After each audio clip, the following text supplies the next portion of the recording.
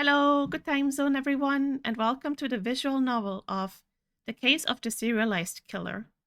We play as a disgraced demonologist who was tasked with solving a murder of a famous illustrator. I am also totally aware that I mispronounced most of the characters' names. Um, it's like as soon as you give me instructions on how to pronounce the name, I probably pronounce it wrong the entire time after. I apologize for that one. But I hope you still enjoy. All right, let's go. The doors were all locked and the windows barred. The afternoon sun barely managed to leak into the dusty mansion. But when the visitor knocked, the sharp sound resounded through the halls. Somewhere, inaudible over the knocking, a pitiful voice let out a groan and called out into the hallway. Clumsy hands pulled a pillow over his face. Oh, that's so loud. I swear I can see it. If it doesn't stop, this headache will crack my skull in two. While one man complained, another was already rushing to answer the door. You have a hangover, not a headache. Have mercy, Holly. I can't handle this today. You couldn't handle this yesterday. And I don't think you'll have a lobster's chance in boiling water of handling it tomorrow. Unsympathetic but undeterred, Hawley Faraday made his way toward the front door. He ignored the other speaker and their continued whining. He sighed. The moaning wouldn't stop until the knocking did, and Faraday would have to be the one to take care of it. Opening up the door was quite a task. He muttered through a devious set of tongue-twisting charms, cracked a stick of chalk over the handle, and detached a frankly ludicrous amount of deadbolts.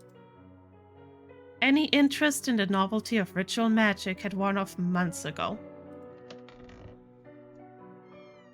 The seal broke and crisp air entered, full of the staticky flavor of fall. Holly blinked as his eyes adjusted. He hadn't missed all that sunlight, nor the serious, stiffly disapproving faces of people on the outside. A messenger was standing in the step, letter in hand. Whomever had sent it had paid to have it hand-delivered. Urgent letter for Mr. Mr. Ludicael? Holly raised an eyebrow. They had paid to have it hand-delivered? But not, it seemed. Enough to know the recipient. Ludicael.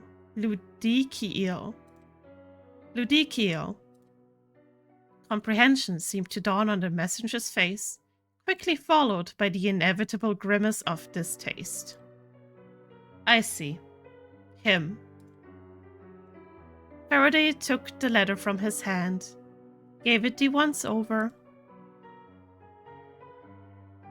It's not a bomb, is it? That got the jerk's attention.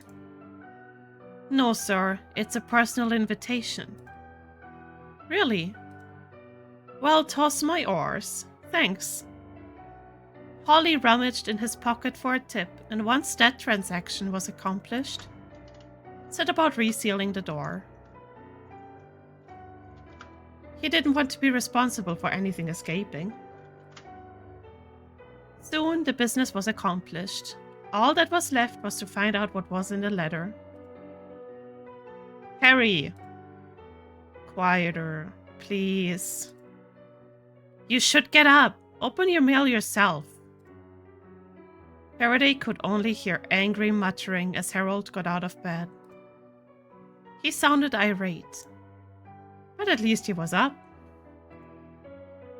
I won't do it. I've done 2 before, and it's also terribly demeaning. 2 stocking-clad feet met the ground. Then one of those feet failed to keep the balance. and the ground became acquainted with a pair of elbows and a forehead. Seances are just tasteless parlor trick. He clawed his way up the doorframe, and Harold Ludicael stood as tall as he momentarily could. How dare they? They are speaking to a true alchemical genius.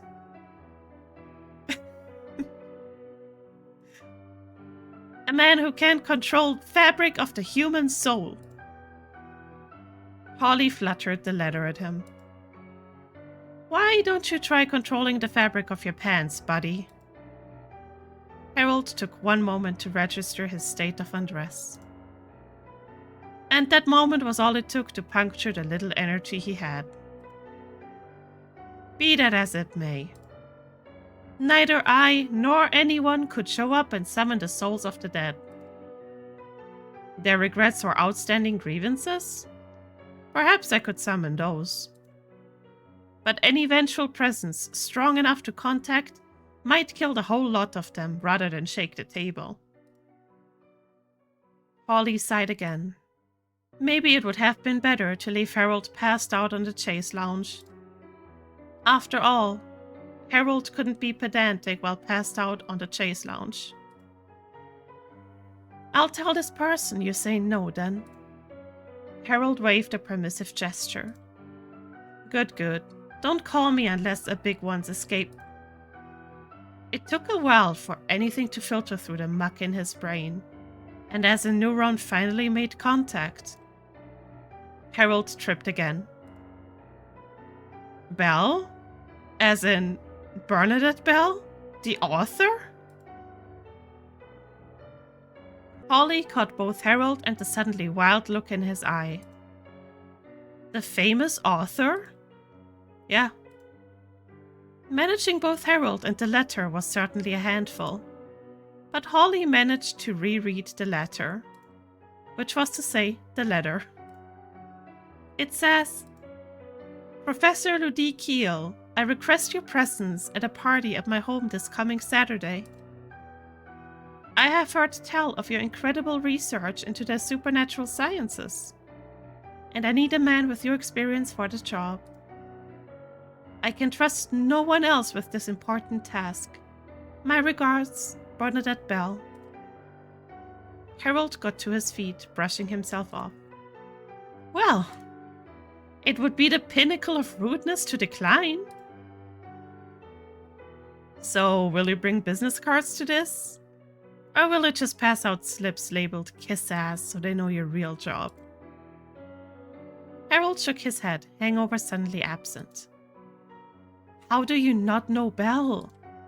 She's been serialized for 2 years now? Writes those murder mysteries. Holly shrugged.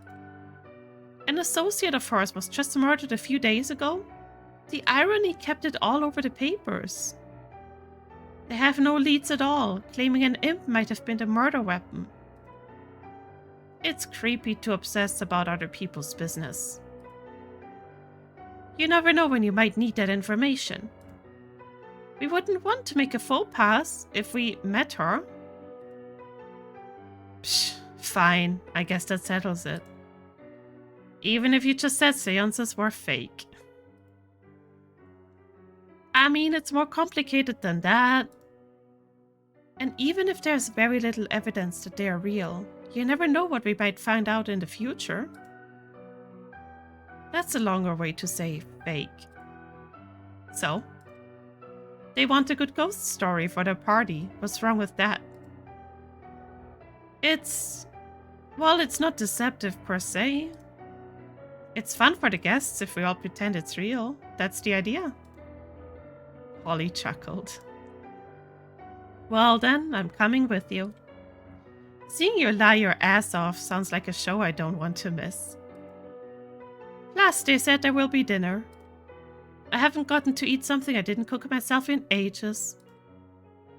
Harold chewed the inside of his cheek for a moment before responding. Just promise me you won't embarrass me. Me? With you running around playing pretend fake ghosts for a scrap of establishment and acknowledgement? You really think I'm going to be the embarrassing one? Well, you don't exactly know how to dress. Holly didn't see fit to dignify that with a response. He turned around and left Harold standing. In the hall, in his undergarments.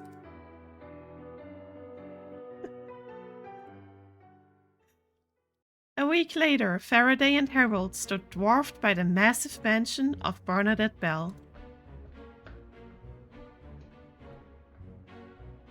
Thank goodness I bought the big jar of salt.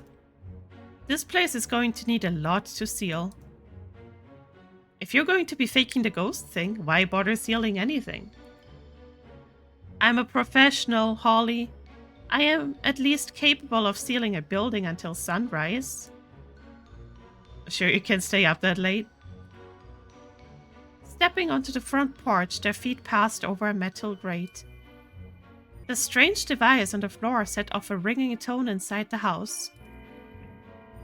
Do you think that's an imp doorbell? That seems excessive. Not to mention expensive. Or maybe the place is rigged up with electricity? She must be even richer than I thought. How do I look? Fine. I really wish you would have dressed in something nicer. This is the nicest stuff I have. Plus, it's not like clothes change who you are. Either way, they will like you or they won't.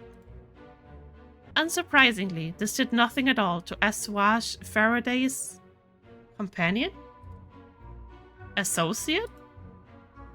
Huh, now there was a question. What was Harry Ludicael to him? What even were they anymore? Keeping track of Ludicael's social lives was one thing. But by this point, even finding a true label was beyond Faraday's capabilities. Especially because he really didn't want to think about any of that right now. Just say I'm your assistant. They won't care then. Oh, that only made it worse. Faraday tried again. So, you read a few of her books this week, right? Well, I read a bit. Define a bit. I fell asleep on the third page. I usually like seafaring stories, but it was so dreary. Don't look at me like that. There's going to be a play soon. I'll simply watch that when it comes out. But the short stories are good. I'm certain that they are. You can tell me all about how the book was better once we've seen the show. Look, the first one sucks. She's clearly never been on a boat before. But they get a lot better. Do they now? I wanted to come prepared, so I read a few. There was the sound of movement behind the door. The hostess herself, Bernadette Bell, opened the door. A robust woman in fashionable dress, there was a touch of tiredness in her gaze and a rasp in her throat. A stern, elderly figure stood behind her. Oh, it's Dr. Ludicael. I'm sorry to keep you waiting. I haven't been feeling up to snuff lately. It's no trouble, Miss Bell, and please, call me Harold. Harold it is then. I'm glad you could make it. It might have been rather short notice, but for you, anything. I must confess to being something of a fan. Really? And this is my assistant, Holly Faraday. Don't worry, I understand how valuable good help is. This is my editor, Debbie Vance. Vance extended her wrist toward Harold. Her dress and demeanor were both firmly rooted in the prior century. I was the one who told her about your work. Harold, no stranger to dusty old customs, kissed the back of Vance's hand. A pleasure to meet you both. Come on in. Don't just stand out there. I want to get started as soon as everyone else has arrived. I love that you've kept this whole thing very mysterious. It suits a mystery writer like yourself. But I do need to know whom I'll be summoning. My friend, Gareth Canterbury. Such a recent death might be difficult to summon. If you can't do it, then please tell me now. I meant for an amateur it would be impossible. But for an experienced summoner like me, it shouldn't be a problem. Faraday leaned in to whisper. Harry, how the hell are you going to fake? Harold hissed back softly. Have you ever heard of hot reading? Harold puffed his chest out. He seemed filled head to toe with confidence. We need to get a list of the deceased's personal traits and attachments so we can contact her properly. Faraday, take some notes for me. Harold thrust the leather-bound journal into Faraday's hands. Wait, this notebook is... Then he folded to a new page and started to write. Sometimes Faraday will take notes on the people around him. These notes can be accessed anytime by clicking the journal icon to the right of the textbook. Ah. Ex Libris, Holly Faraday. If found, please return to Harold Ludicael. Okay, we have different tabs here. Alright.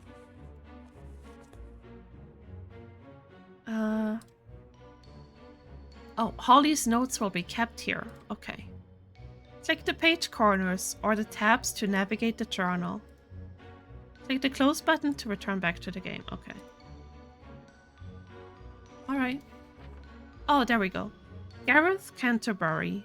She, her, friend of Belle, recently murdered. Belle turned to Vance for a moment, and while she was distracted, Faraday hissed a whisper to Harold. Harry, why are there notes on me? Oh, well, I started assembling all my notes on people into one notebook. Easy to keep on hand. Is there notes on him? Oh, wait. No. Oh, there we go, there we go. Holly Faraday. He, him. Undiscovered demonologist. Incredible work. My assistant professor. Don't say his name around the dogs. Why? Gay? He's very gay, okay. Cute smile. He likes mulled cider. Ask him out for a drink. Apologize. Ask him to come back. Oh. Okay. So I had a feeling before, when they were figuring out how to label themselves, that there was kind of a thing between them. But I guess I guess this is my confirmation here. So they do have a thing for each other, and I think they, you know, were a thing at some point, but there obviously something happened here that maybe we'll find out more about this. Holly rolled his eyes and sarcasm dripped from his tone. Oh, of course, that makes perfect sense. No, it doesn't. Most people don't think to keep an insane little dossier of everyone they pass by. Well, my memory isn't what it used to be. What if I slip up and say something that accidentally touches upon a sore nerve, and they never forgive me? Oh. Faraday took to furious scribbling. What did he add here? Oh, now we have... Okay, so he took notes on Harold as well. He, him, orientation, desperate. Jerk, usually intoxicated and moping. One of the most influential demonologists of the era, but has no motivation. His house is full of nightmares that are a pain in the ass to deal with, but he's the most notable one. All right. Harold looked over Holly's shoulder and watched him write. Oh, very mature. While you're at it, add snores in his sleep to your page. Belle's laughter cut through their squabble. Don't you agree, Harold? Absolutely, quite amusing. Harold had no idea what she had been discussing with Vance. But people always like to hear that they were funny. Miss Belle, I hate to divert you back towards a sensitive subject. But could you tell me a little bit about your friend's career? It's important that I know what might tie her to this mortal plane. Belle didn't miss a beat, pride in her eyes as she responded. She was a fabulous illustrator. She worked on cover art for The Chain. Faraday leaned towards Harold to whisper.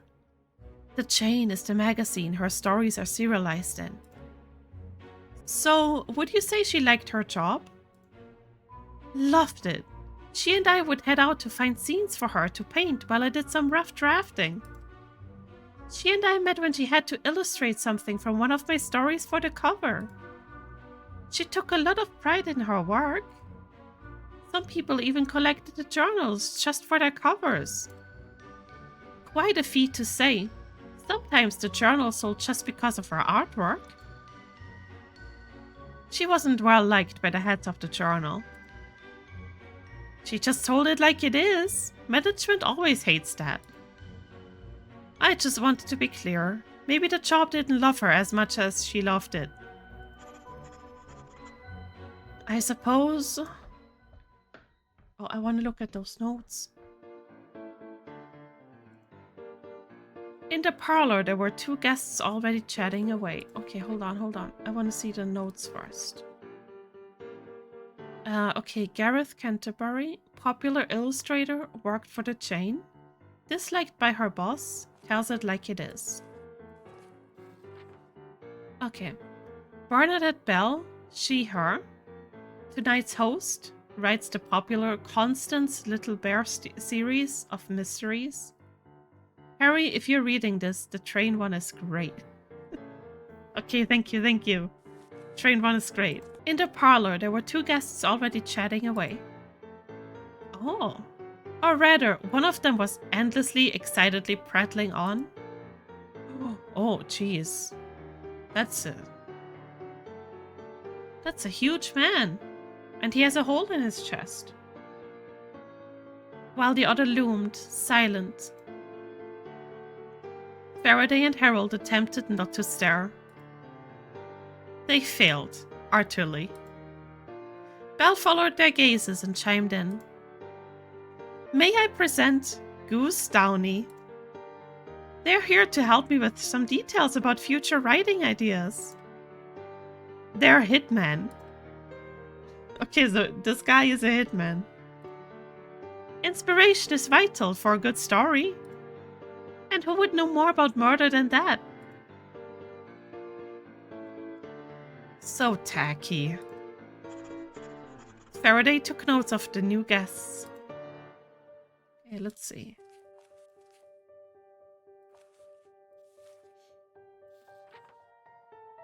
Goose Downey, Daydam, a hitman? Here for Belle's research. The doorbell rang and Belle grabbed Vance's hand. Oh, another arrival! And with that, Belle hurried Vance away, sounding slightly winded. Finally, I was starting to think it would just be me and this guy all night. The taller person said nothing. But the lack of response did not seem to slow the woman down. So, who do we have here? Two of you, right?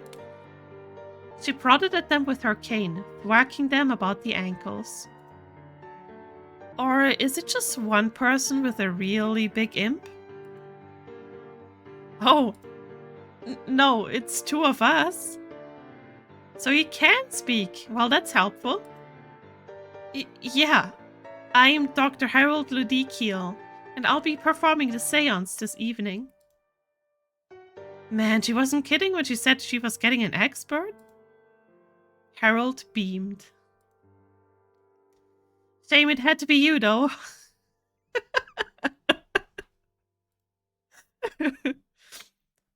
And just who do you think you are? Harold did his best to shush Faraday. But the woman heard him anyway and could scarcely hold back a peal of arrogant laughter. Me? I'm DeLus. Harry gave an audible groan of disappointment, which only served to make her grin even more broadly. Yep, that's DeLus. If you've seen a ship with our marking, then I designed it. Even if you haven't seen the marking, we made half the ships in the harbor, so, you know, you're welcome. For like all the free trade you enjoy each day. Faraday gritted his teeth and decided not to let Shipwright get away with slight. Big deal, so you made 1 or 2? 100? Ships, good for you. I've been on better. Oh, big words, mister? It's Faraday. Holly Faraday. DeLus shrugged. Never heard of you.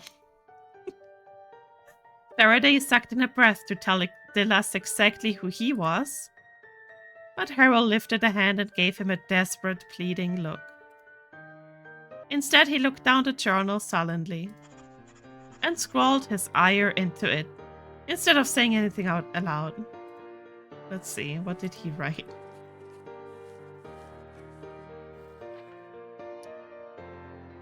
Pronounced Dea and Ludicael? Dea and Ludicael. Okay, so it's Dea and Ludicael. She, her. Shipwright thinks she's so special because she's economically noteworthy.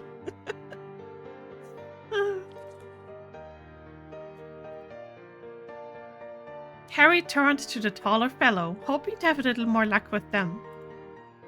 Hello, a pleasure to meet you. The figure gave the slightest of nods, and then stared at Harold, offering no further greeting or conversation. Harry's mind had half a dozen different reasons why Goose might choose to commit this social slight, and how each of them was probably Harold's own fault. He was so wrapped in the preemptive guilt that he almost missed it when they did speak. Hey. A great listener, this one. I was just telling them about how marriage is a scam. She's not wrong. Harold did not have the time to ask what could have caused such a topic to come up. He just got straight to nodding. Yes, spending your life with just one person would be so limiting. I disagree. Commitment is nice.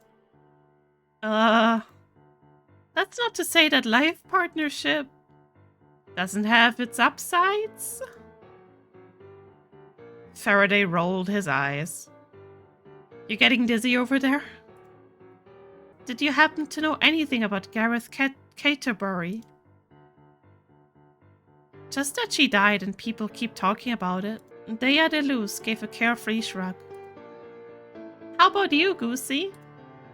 Wasn't me.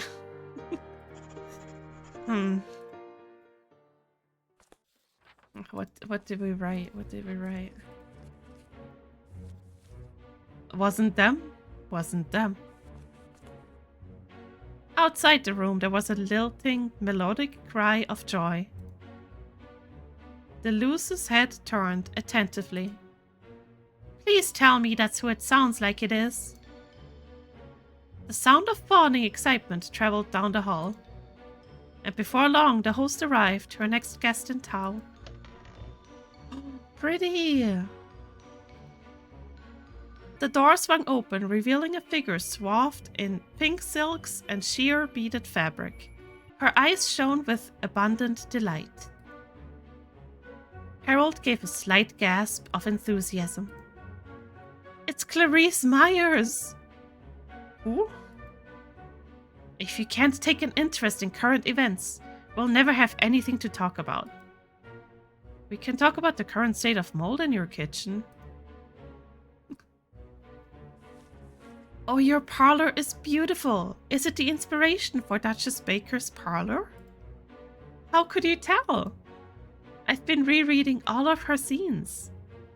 The way that bookshelf is positioned. And the pattern on the chair. Yes, I picture her scheming all of her nefarious plots right in that chair over there. The energetic young lady crossed the room to run her hand along the fabric of the arm. Oh, it gives me such a perfectly wicked vibe. Can I sit in it? You certainly can. The young lady settled into the chair. And the innocent features of her face contorted into a sinister glare. She threw back her head and gave a laugh so chilling. Goosebumps rose on the back of Faraday's neck. Try as you might for as long as you live. You'll never prove it was me, Constance Little Bear. Belle's jaw dropped. Exactly how I imagine her. I love it. Miss Myers, I think you are disturbing the other guests. The young lady hopped up from the chair, eyes once again wide and apologetic. I'm so sorry, everyone. I'm just so thrilled to see it for myself. No, Debbie, stop being such a spoil sport. Miss Myers, I couldn't have asked the director to cast a better Duchess. Yeah, are you kidding? A preview performance right here? Sounds like she knows how to party, unlike the rest of you chumps. They poked Goose in the knee with her cane. When are you going to start doing an evil laugh? That seems like something a real hitman would have. Better if they don't hear you coming. Ah. This guy is starting to creep me out. Shh, don't let them hear you. Belle and Myers, however, were still off in their own little world, fawning over each other. Oh, I hate to be a bother, Miss Belle, but can I please have you signed this copy of the chain? I have all of the ones with your stories in them, but this one is my favorite. Constance racing to solve the murder before the train pulls into the next station, all while knowing she might be found by the conductor. It was so thrilling. Belle took the less than pristine magazine and unclipped a gleaming bronze fountain pen from her pocket. Her signature was large and loopy in a striking indigo ink. I use this pen for all my manuscripts too. This ink just seems like it makes my pen flow faster. Myers' eyes sparkled with admiration as she took the signed copy back. She stared in awe as if she had just seen magic. Belle seemed to remember that the rest of the guests were there. Oh, let me introduce Miss Clarice. Clarice Myers. DeLus hopped to the front of the group, quickly shaking Myers' hand. Didn't think you had a villain in you, but you sure proved me wrong. Oh, thank you. I promise I can be very evil when I want to be.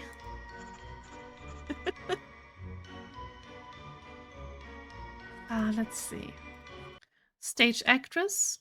A big fan of Belle? Evil laugh? Question mark. She's going to make a killer Duchess Baker. Vance looked over Clarice, finally giving an approving nod. My dear, are you wearing your imp in your head? Oh yes, I'm awfully glad that someone noticed. It's all the fashion uptown. Watch. Oh. Wait, that's so cute. The small creature rose from her hat, and quietly, with the poise of a ballerina, began to dance. Oh, wow. Clarice Myers sang a crystalline soprano, weaving a hauntingly pretty melody. The others all stopped what they were doing and crowded around to watch them perform. Vance smiled and DeLus stopped fidgeting, an ear turned intently up to listen. The little imp moved with a grace, elegance, and far too many joints. After a moment, however,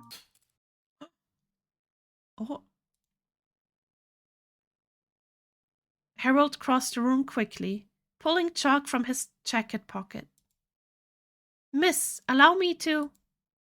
Myers did not let a hint of awkwardness or effrontery show. Oh dear, don't mind, that happens all the time. See, she can make a new one. The little imp placed a tiny hand to its cheek, as if laughing off embarrassment. Oh, wow, okay. And its mask reformed.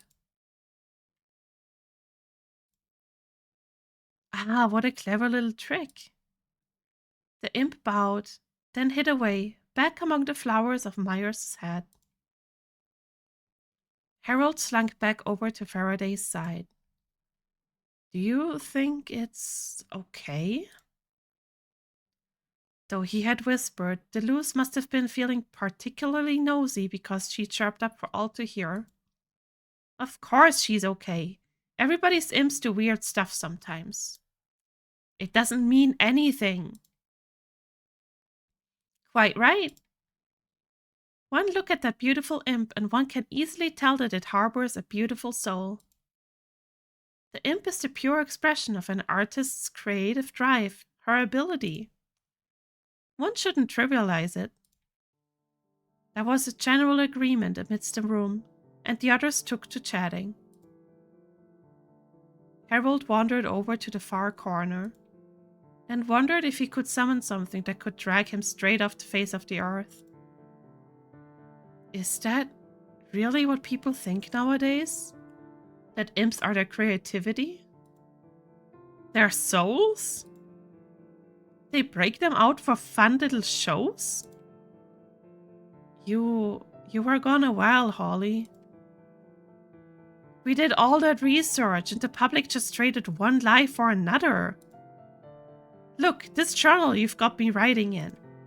It's my old notebook. I'll just open it up and show them my notes. Leave it be. Her imp is advanced, to be sure, but maybe nothing will happen. If you try to tell them this darling of the stage has a demon, that if she uses it like this, it will make it stronger and more dangerous. It will be mocked and maybe even forcibly removed. Aren't we responsible for at least trying to correct them? If someone gets hurt and we said nothing... Faraday was no stranger to Harold's haggard, tired expressions. But as Harold looked at him, his eyes communicated a fatigue so deep, it must have taken years to accumulate. I hate this city. They would eat a rock if you told them it was an oyster. Holly's notes on imps and demons are available to read.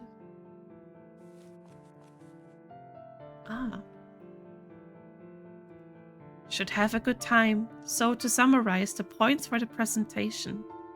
Demons aren't just the big monsters that lurk in the woods or destroy small villages.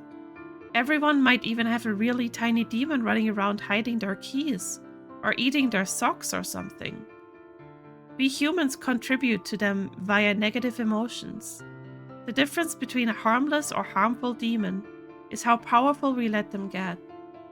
But what if, pause for effect, we could put the demons someplace where they can't feed off us? Professor Ludicael has developed a system for capturing renegade or stray demons. We can use sealing alchemy to confine demons to objects or locations. But we absolutely must take responsibility for our own demons. The professor's goal is for each person to have the option to seal their demon deep within themselves. The professor has already successfully done this on 2 people. Show photographs of my eyes. Have the professor comment on his own suppression once it's done. Let's get that funding. Friday. Meeting went well. They refused to treat the process as a medical procedure. Talked about rebranding demons. Harry said that we should be open to whatever gets us the funds we need. I'm not going to lie to these assholes for money. Screw this. Jeez. Okay. I see. Let's get out of this room and start sealing the mansion. Good idea. If I have to spend one more minute in here, I'm going to lose it. Okay, let's see here. It seems we can go to different rooms. Okay, let's see. Where should we go first? Let's go to the kitchen.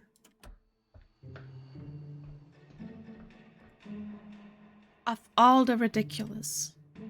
Vance put her hand down on a piece of paper when they entered, but left a small, vibrantly violet corner visible. When she moved to grasp it the rest of the way, she dropped it. Faraday rushed over to pick it up. It says, Bernadette Bell, tonight we are coming to... Vance snatched it away, then crumpled the paper up. I'm sorry, this is a letter that was slipped under the door. Miss Bell didn't want it to distract from the party tonight, so she asked me to get rid of it. Yeah, that thing sure looks like some distraction. She gets threats sometimes, it's nothing serious. Well, I will finish sealing this place in a bit. It will mean no one can leave or enter, so she should be safe. Vance did not seem mollified by this. She waved her hand. Don't let that soup boil over. Of course.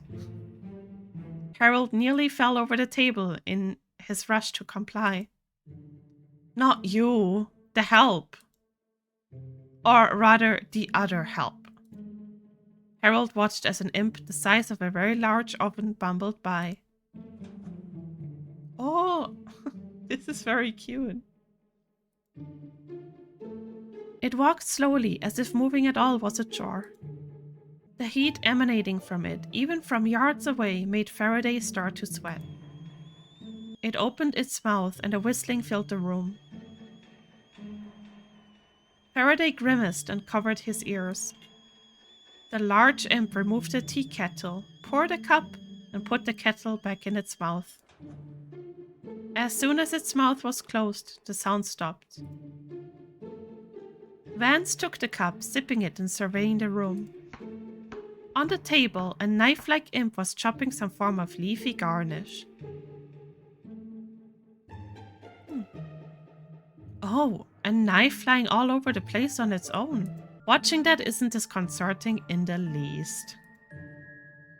You needn't fear. It is all well under control.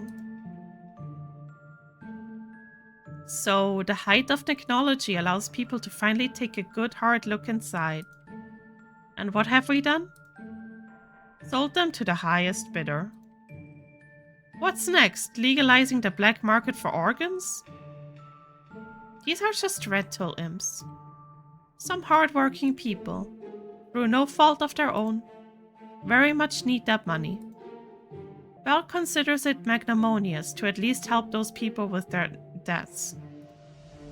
She rents from these people often, but they go back to their originators after a month. It's their decision if they want to rent them out again. It's messed up either way. Vance turned away to check back in on the other imp that was washing dishes. Dinner is almost ready. If you don't hurry, the food will be cold for everyone. Harold hurried over to the windows and set to sealing them. Had he been in front of a classroom, he might have added a touch of flourish to his hand motions.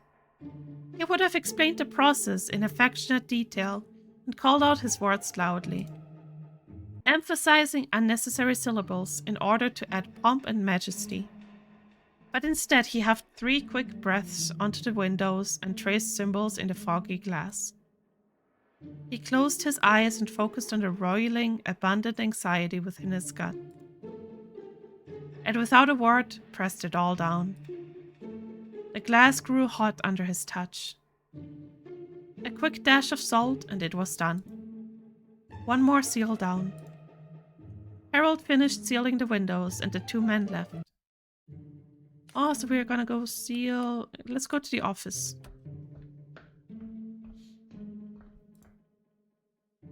This must be where she writes. Good to know at least one room here isn't just for decoration. Not everything has to be utilitarian. It does on a ship. You're such a braggart. Gallivanting off on ocean travels, while the rest of us are stuck boarding ourselves up in dry study. It's not like I got a lot of time above deck. You think I had a lovely time working on my tan? Ugh, and you don't even have the grace to look back on it fondly. You're a fundamentally ungrateful person. Says the guy who hasn't washed his own laundry in 3 months. Harold set about sealing these windows too, while he was deep in concentration. Oh! You boys already got in here? I came up to open the door for you. I usually leave this room locked. I'm so sorry. I had no idea. We were just about to finish up here. It's quite alright. I'll leave anything important double locked. You wouldn't have found it even if you tried. So why was it not locked then? Even double locked? Harold's teeth were grinding loud enough for Belle to hear them across the room. Please, Dr. Ludicael. You don't need to be so on edge all the time. I assure you, I'm already aware of your history, but I have the utmost confidence. Well, I think that Faraday can handle this room on his own. I'll just head along, shall I? Faraday sprinkled down a last line of salt along the windowsill, and Harry rushed out of the room, cheeks burning with shame. Belle carefully relocked the room behind them and tucked the key into her sleeve. Alright, I guess it's just the boiler room left. Everything else is not accessible yet. They took a staircase down and found themselves in a boiler room.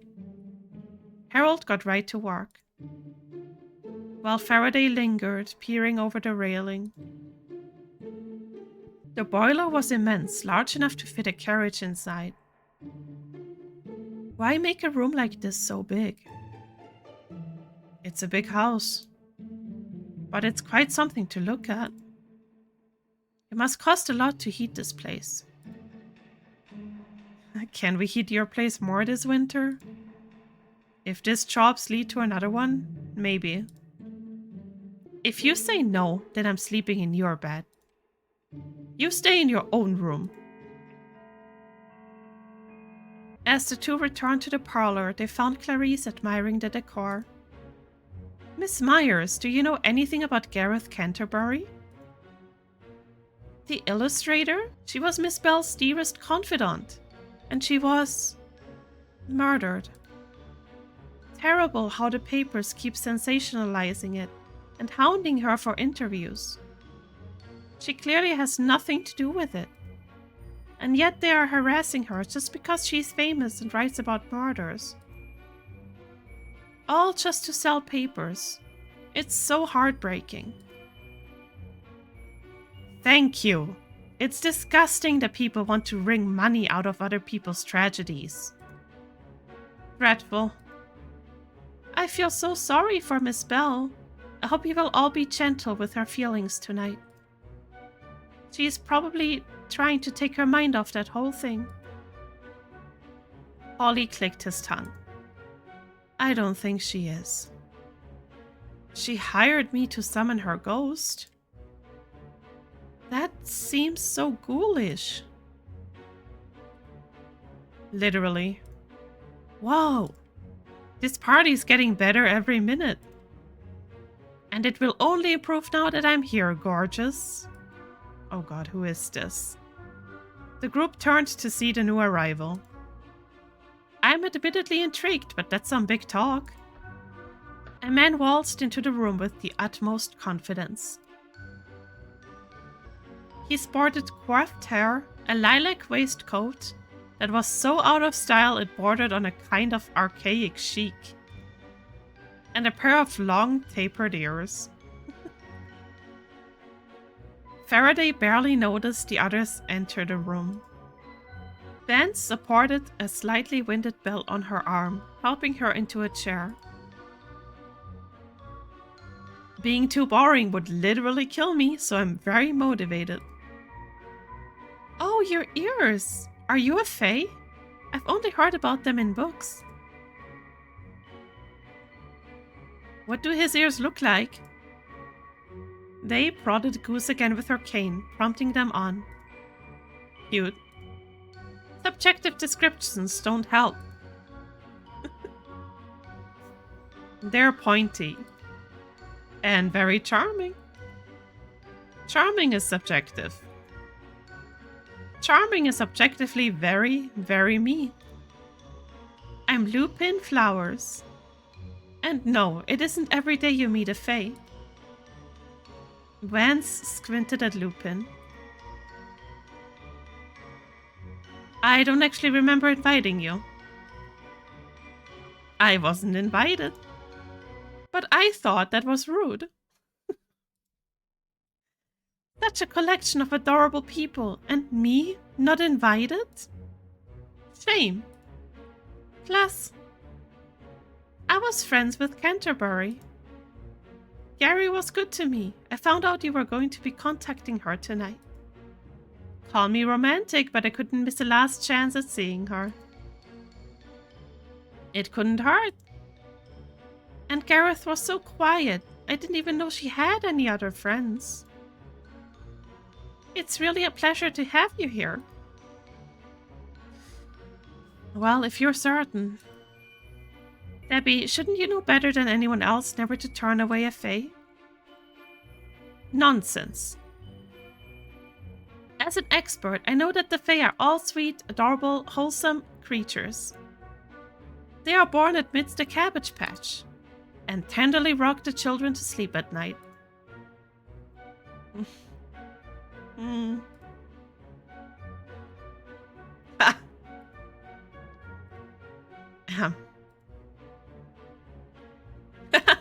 Where did you get that nonsense? It sounds like something out of a Deborah Vance storybook.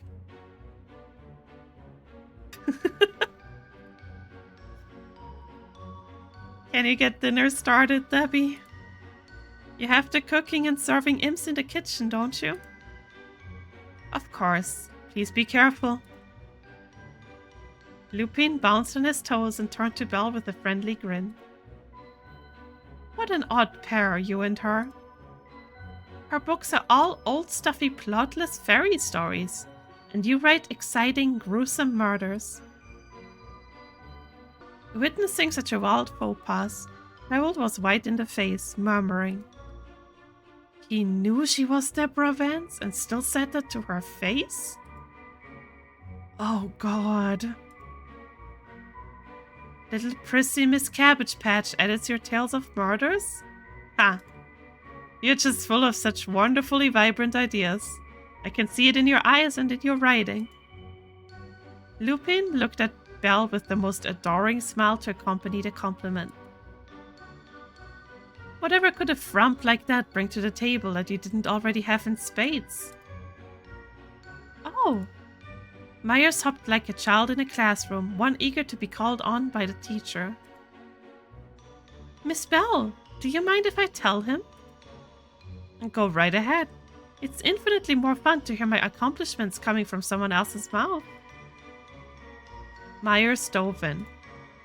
Miss Belle published the first mystery under a pen name. You see, she wasn't confident in her work.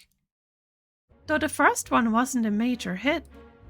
It got people excited about the characters, and she started to write more stories. A couple years ago, she got picked up by The Chain. That's when I found out about her. That's when I started reading her as well. You can get the chain in Arcadia. If you know the right guys. Well, eventually, Miss Bell felt confident enough to reveal her real name.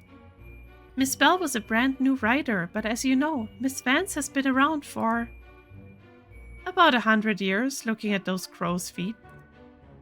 You only get brow creases that bad from scowling all the time. Miss Vance has been around for a while longer. So she has a lot of publishing connections, and she helped Miss Bell get into the industry. Faraday balanced the journal against his arm to add more. Let's see.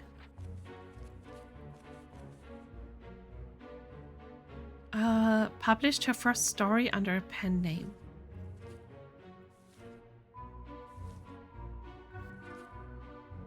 Lupine Flowers.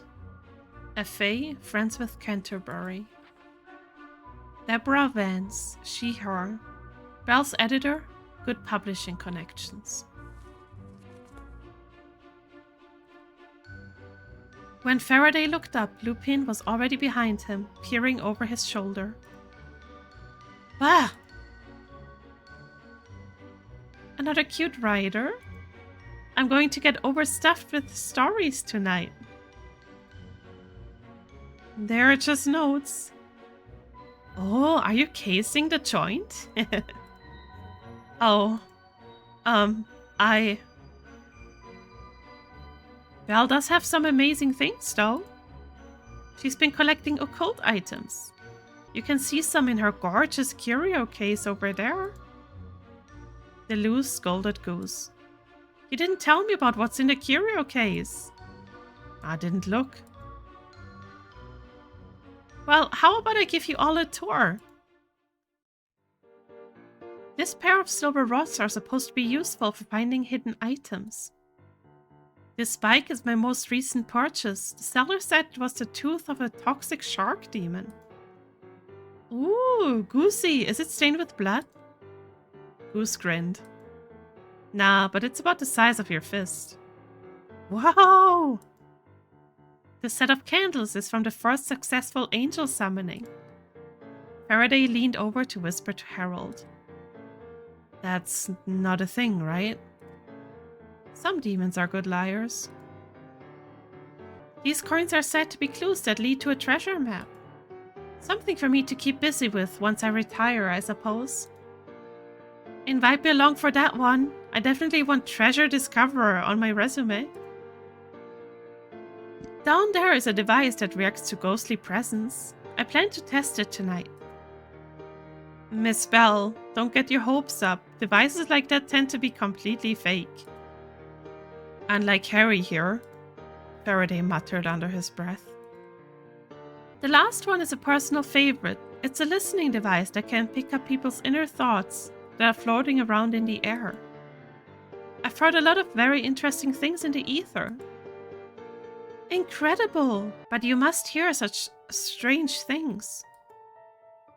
They can be strained and difficult to decipher, but they really can push me right through when I'm feeling stuck. The inner mind is such an intriguing place. With the others distracted, Harold shook his head in disbelief. The doorbell chimed again, and Belle smiled as she excused herself. Most of the group stayed crowded around the case, admiring the items, but Faraday and Harold pulled back to talk privately. If you're going to be selling fake seances, then we might as well get into the fake artifact business too. Demon sharks. Ollie curled his fingers and with both hands pantomimed a large pair of jaws. He chomped them on Harold's arm.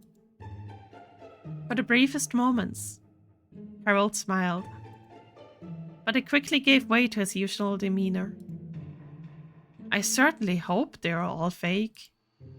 What if one of those were actually someone's severed imp? The ones in the kitchen are bad enough, but at least they are under Vance's control. Nobody's approved and rented out the stuff in the cabinet. If one got up and got loose... Speaking of getting loose, maybe we should get to sealing those windows. I don't want to miss dinner because I'm hanging off the roof putting salt down for you. I want to at least meet all the guests first. And we've barely found out anything at all about Canterbury. True, I guess you need to make this as convincing as possible. Though, looking at that case, she seems like she's the type to believe you can move without rowing. Hey! Harold narrowly avoided both a heart attack and a faceplant straight into Faraday's sweater. We'll be right back! I'm going off on a little unauthorized tour with a cutie on my arm. No telling, okay? Jeez, what are they gonna be up to? You only get to peek into other people's houses on a rare occasion. Oh, Jesus. DeLus and Lupine slid out of the room before anyone could give any kind of objection. Damn, that Fae was the only one who claimed he knew Canterbury. It would be great to know what kind of thing Belle's expecting to ask her. I would assume it's something about the murder. That, or confessing some sort of feelings. That would be a lot easier. If not more ethical. Bernadette Bell re-entered the room for just a moment, followed by a formally dressed military man. His boots made a loud, crisp sound as he walked. Unless we are graced by more Fae, this is our final guest. Lieutenant Merrick Nowak. The man who now darkened the parlor doorway caused Holly to narrow his eyes. You know him?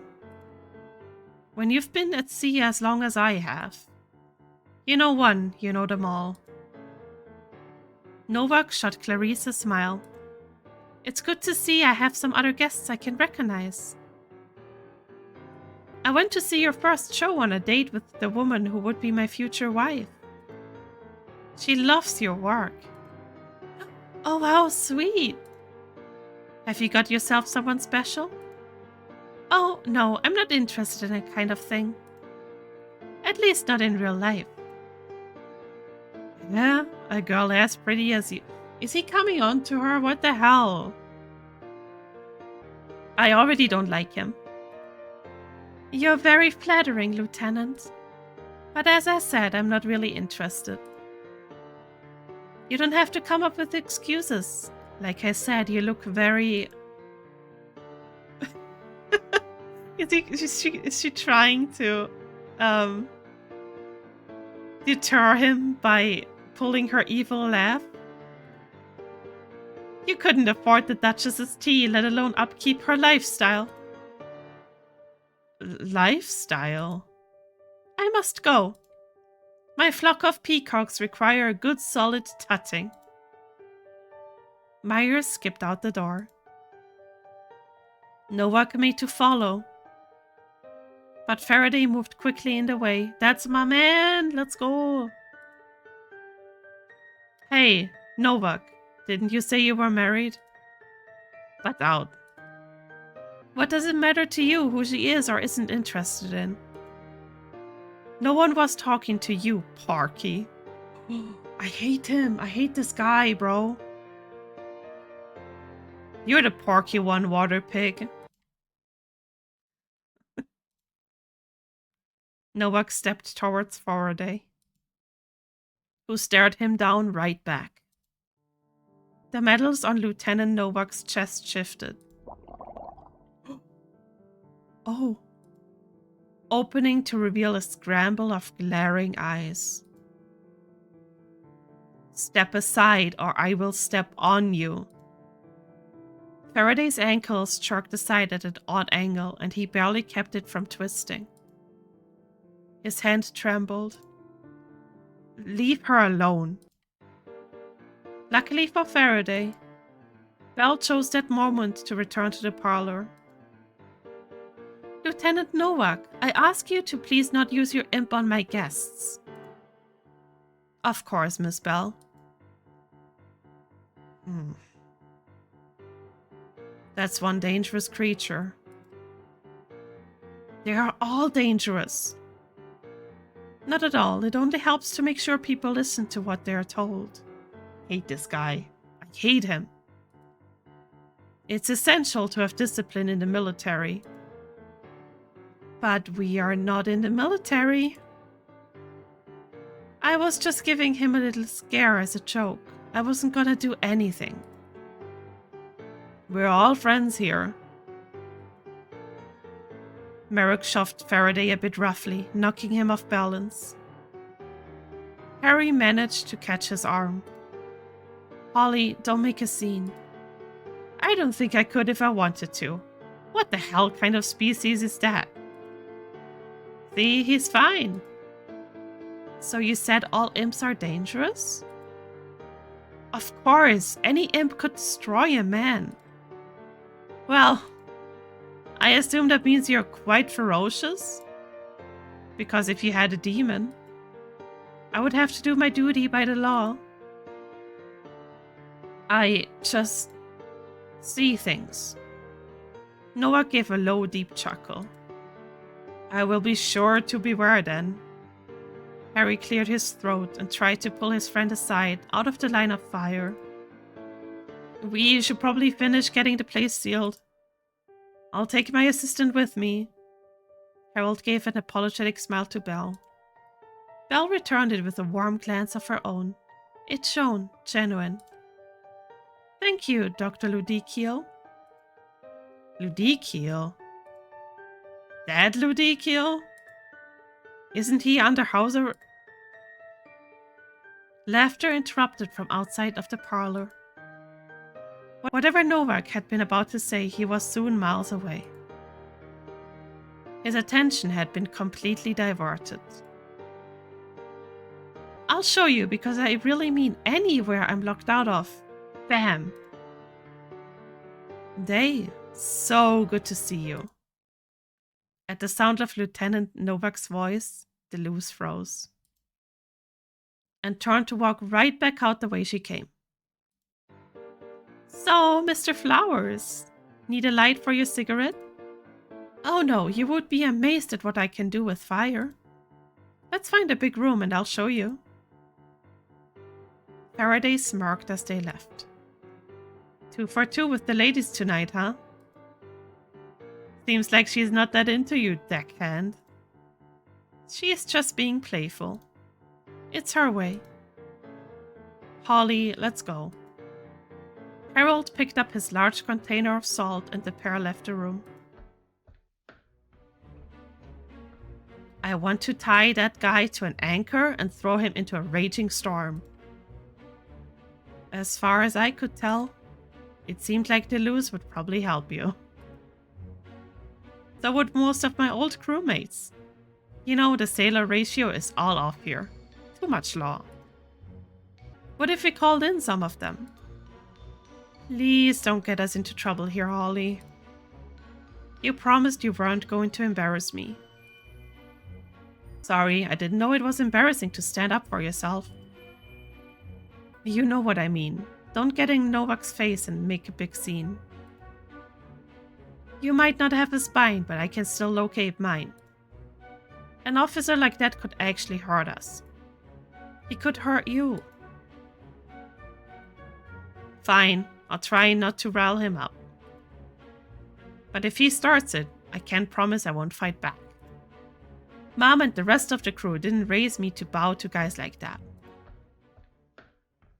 They finished sealing the mansion. They were barely done before it was time for dinner. Vance's carefully chosen seating took some shuffling to fix. Faraday disregarded the name cards as a suggestion and sat down next to Harold. DeLus switched seats at the last moment, leaving Clarice next to Merrick. Lupine didn't even have a name card. But in the end, the guests all took their seats at the table, the smell of roasted garlic and juicy turkey already floating down the hall. Vance wheeled in a cart with a lovely ivy-patterned cloth. Atop it was a large tureen of soup. When she opened the lid, a fragrant cloud of steam billowed out of it, and she dished bowls. Belle glanced to check that everyone had gotten their soup, but started shortly afterward, prompting the others to begin to eat as well. Clarice, I must apologize. I haven't been able to assist you in your character workshops. It's quite all right. Thank you for understanding. The rewrites are so extensive. It's my responsibility to get you the best script possible. But the director says that he's assembled the finest cast of his career. People are pretty excited for it, even out of town. I've heard my patrons talking about it, but the show is a hot topic in the shipyards too. They said you might be touring with the show if it does well. Yes, I always wanted to travel around the country. Maybe even around the world. But it's so expensive and scary to do alone. Oh, just imagining the glamorous tour. Meeting stars. Getting fan letters ferried over the ocean just to tell me they loved the show. It would be a dream come true to have so many people see me perform. Lupine ran his spoon around in the bowl, swirling the soup. He made a small whirlpool in it, and the broth splashed over the side. He didn't bring the spoon to his lips. I have a lot to go over this evening, but while we eat, we should try to keep it light. So I think we should ask Goose the question any person would have for someone in their profession. How do you get jobs? You mean jobs killing people? Yes. It's not as fun as you're hoping. I had a boss. He told me who to go after. That's it. What do you mean you had a boss? What happened to him? The same thing that happens to everyone eventually. Retirement? Essentially. So handsome and mysterious. Lupine cooed at Goose. Goose stared down at their soup bowl. Lieutenant Nowak laughed and pointed at the hole in Goose's middle. Well, looking at you, he took a severance package. Goose took their time slurping up some soup before responding. You should have seen the other guy. Eh? Goosey, what's that creep talking about? I'm not all here. I'm partly somewhere else. Where? Sold my imp a while back. Like other folks, it left a hole. Mine's kinda hard to hide, though. Hell if I know where the imp is now. Vance called from across the table. Language! Sorry, I'm just saying if I knew where that part was, I would be there too. Lupine leaned back in his chair and let out a loud whine. I'm famished. Can someone tell us a good story already? Anyone have weird family secrets? A saucy romance? A neat gender?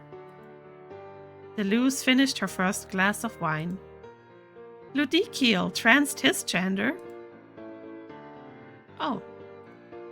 Don't do the pun, Harold. I swear it's not as funny as you... Why, yes.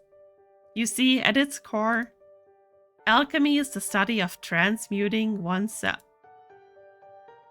Oh no, I think that Mr. Lupine is looking for one of the more unfashionable genders.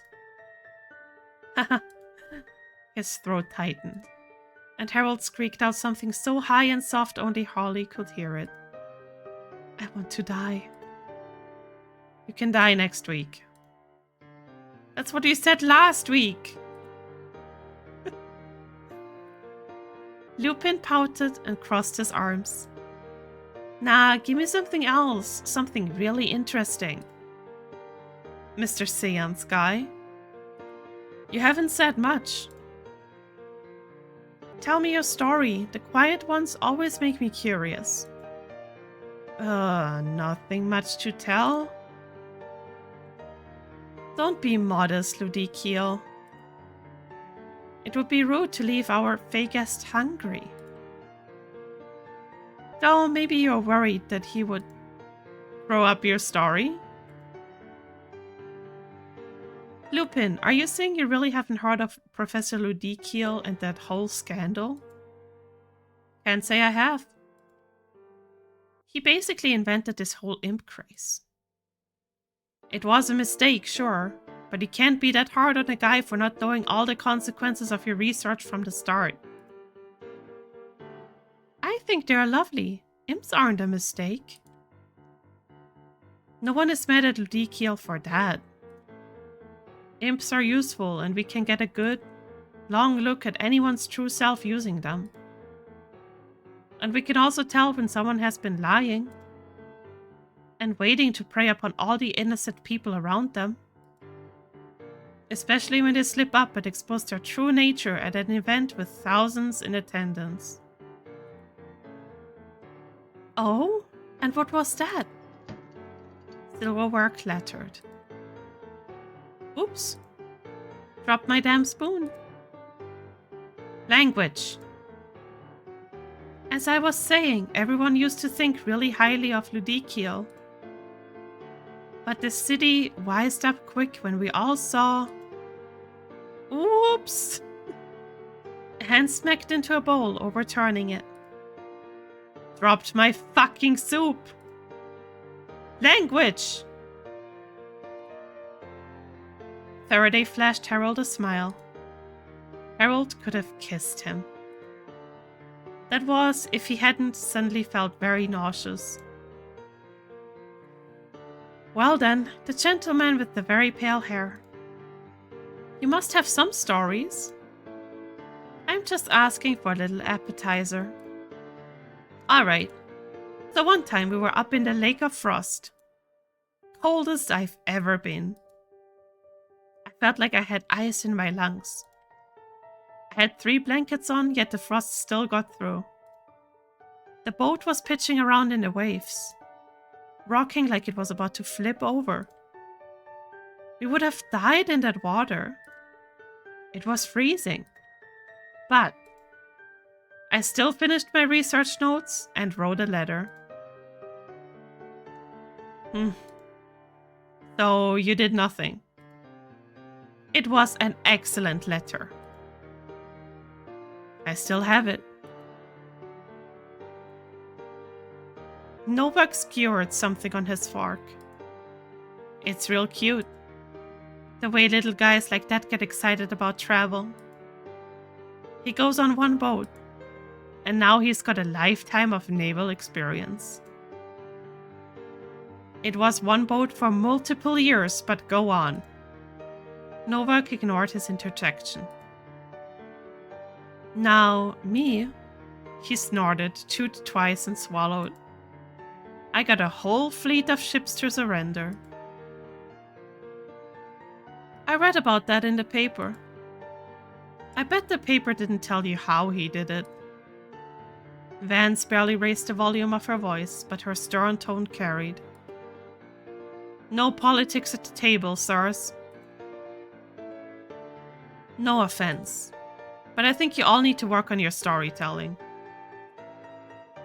If we let them fight, it could make for a good story. Absolutely not. Okay, let me give you a good one. So I had this friend. She was in the worst relationship ever, basically. She had a controlling, overprotective father and only, one friend. The friend was basically a nobody. She figured if she married him, she could get out of the house. And maybe her big fancy family name might help him out. You know, get him up a few ranks in the military. Nowak gave a cough. It sounded like the growl of a large beast. I don't think that story is suitable for dinner either. Lupine's eyes flitted from DeLus to Nowak and back. That's such a shame for your friend. If she needs someone to comfort her. I know just a guy. I see what's going on here. DeLus trailed a finger around the rim of her wine glass. Well, he wouldn't happen to be extremely charming, would he? Oh, he is. Let's talk about something else. I agree. Vance stood up to dish the main course.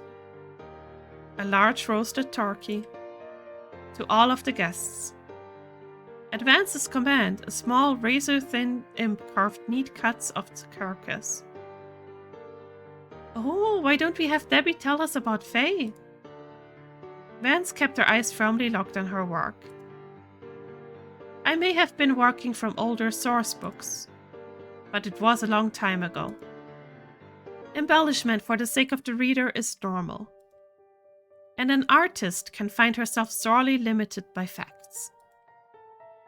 Don't you worry, I don't care, I think it's funny. I can tell you've certainly increased the number of people who ask me if I've come from a cabbage field. And it's great to see the look on their face when I tell them. Not I. I was born from the little dewdrops on a spider's web, and I carried a little mushroom as an umbrella. I feel like I remember getting that kind of story read to me. They were real popular. But now only kids and old ladies like that stuff. I did start them quite a long time ago. What do you write now? The carving imp went through a bone. It gave out a little cry, and Harold flinched at the sound. You wouldn't understand how frustrating it is to be limited by what readers expect of you. Faraday had spent enough time procrastinating on his papers to feel sympathetic. Yeah, writing isn't that easy, but I'm sure you've learned a lot since your early work. I mean, at least your stories are probably better than the first one Belle wrote. That boat one is terrible. Am I right? Tearing down one person's work to boost another reflects very poorly on your character. Miss Vance, you needn't worry so. Even Miss Belle says the first one isn't very good. The director and Belle are having to rewrite it completely for the stage show. Belle laughed good-naturedly and hit the palm down on the tabletop. Yes, it takes some time to find your feet. Vance, my darling, please do put a little special thanks credit into the foreword if you use my mushroom umbrella idea, okay? I don't mind if you use it, but I want proper credit. Vance looked to be at the end of her rope. Embarrassment and annoyance played on her severe features. I'll be sure to keep that in mind. The somewhat adversarial chatter continued until the guests were all sitting with plates that were empty, and stomachs that very much weren't. Vance stacked the plates onto the rolling cart with the ivy cloth, and the serving imp wheeled it away. This has been more fun than I had thought it would be. But if you will all follow me to the parlor, it's time for the main event. The guests all settled back into the parlor. Belle took a slow sip of her sherry. She looked over at Harold, smiling coolly. Harold's nerves had been shot all night, but Faraday could see him beginning to ease up. Harold had always been the sort of person to comply with what was desired of him. His ruin had been quite a shock to all, and he'd never come close to recovering. Nowadays, people wanted to conveniently forget that Ludicael existed. They wanted his unsightly little tale to be over. How do you appease the people around you when they'd all, politely, rather you did not exist anymore? There was a lurking, obvious answer. But tonight there was another, much more agreeable way to please the people around him. And a bit of the old Harold was in his eye again, a man with boundless energy for showcasing the things he loved. Sometimes it had been a bit much. It was hard to keep up with him. For Faraday, Harold's continued assertions in the importance of every little thing may have been fatiguing. But in those bygone days, Harold would look over at Faraday. And Faraday would remember that there was someone Harold adored most of all. Faraday took a sip of his untouched wine. It tasted like vinegar, but his cheeks felt warm, and he hoped the glass would hide them. He did his best to enjoy the memory, and to not think about the years that came afterward. I brought Dr. Ludicael here for a chance to speak to my good friend Canterbury. I have a lot I want to say to her, but I want to know one thing more than anything. Who killed her? I'm going to learn the murderer's name, straight from the ghost of my friend herself. My goodness, Miss Bell. Such a gruesome thing to discuss. Wasn't she burned up? What a horrible way to die. This is the only way I'll be getting any valuable information or closure. I know the police in this city. Understandable conclusion. They've never solved my father's murder either. Not exactly competent. Bell nodded. Dr. Ludicael, I give you the floor. Thank you, Miss Bell. Now I will explain how. I must ask, isn't something like this dangerous? That makes me want to try it even more. If I'm nervous, can I hold your hand, Mr. Military Man? Hey there. Hold my hand. Myers shook her head and clasped her hands. I don't want to be haunted. Harold cleared his throat, and when he spoke, it was with the same warm tone he'd once used to reassure failing students. My dear, I assure you, every person in this room is under my protection. Faraday found it easy to slip back into the role of assistant professor. He could almost pretend that they were going to go back to their office afterwards. Believe me, it's completely safe. I'll need to have you all hold hands. Everything was fine and back to normal. There he was, Dr. Harold Ludicael, alchemist and professor of demonology. The energy of summoning something like this needs at least 2 people to dilute the strength. And then old Harry was spouting the most insane bullshit imaginable. The years catching up and descending into him like a collapsing roof. We need to focus our thoughts on people who have died. Miss Bell and anyone else who knew the victim should try to think specifically of her. Once we've all linked hands, imagine Canterbury as vividly as possible. Harold stood up and put out his hands. Faraday took one and, even if reluctantly, the whole party linked hands. Lupine gave DeLus's hand an extra squeeze and she laughed. Now we will go around counterclockwise. I want you each to say her name one at a time. I'll start. Gareth Canterbury.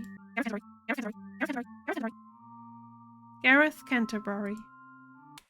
Yeah. Ah! What happened? The light went out. Please don't let go of my hand. Who just bumped into me? A cacophony of boots, heels, and shoes sounded against the floorboards. Get the hell off of me!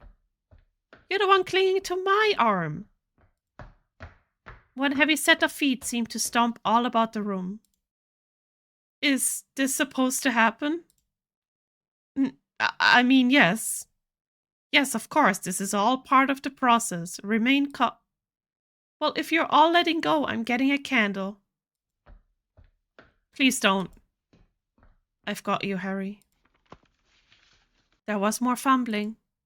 The sounds of shifting footsteps. Someone bumping against the furniture. And finally... Oh. Oh, he can... Wow, okay, cool. The flick of a light. The dim orange flame waved for a moment, suspended above Lupine's extended pinky. He made his way back over to the light switch and switched it on.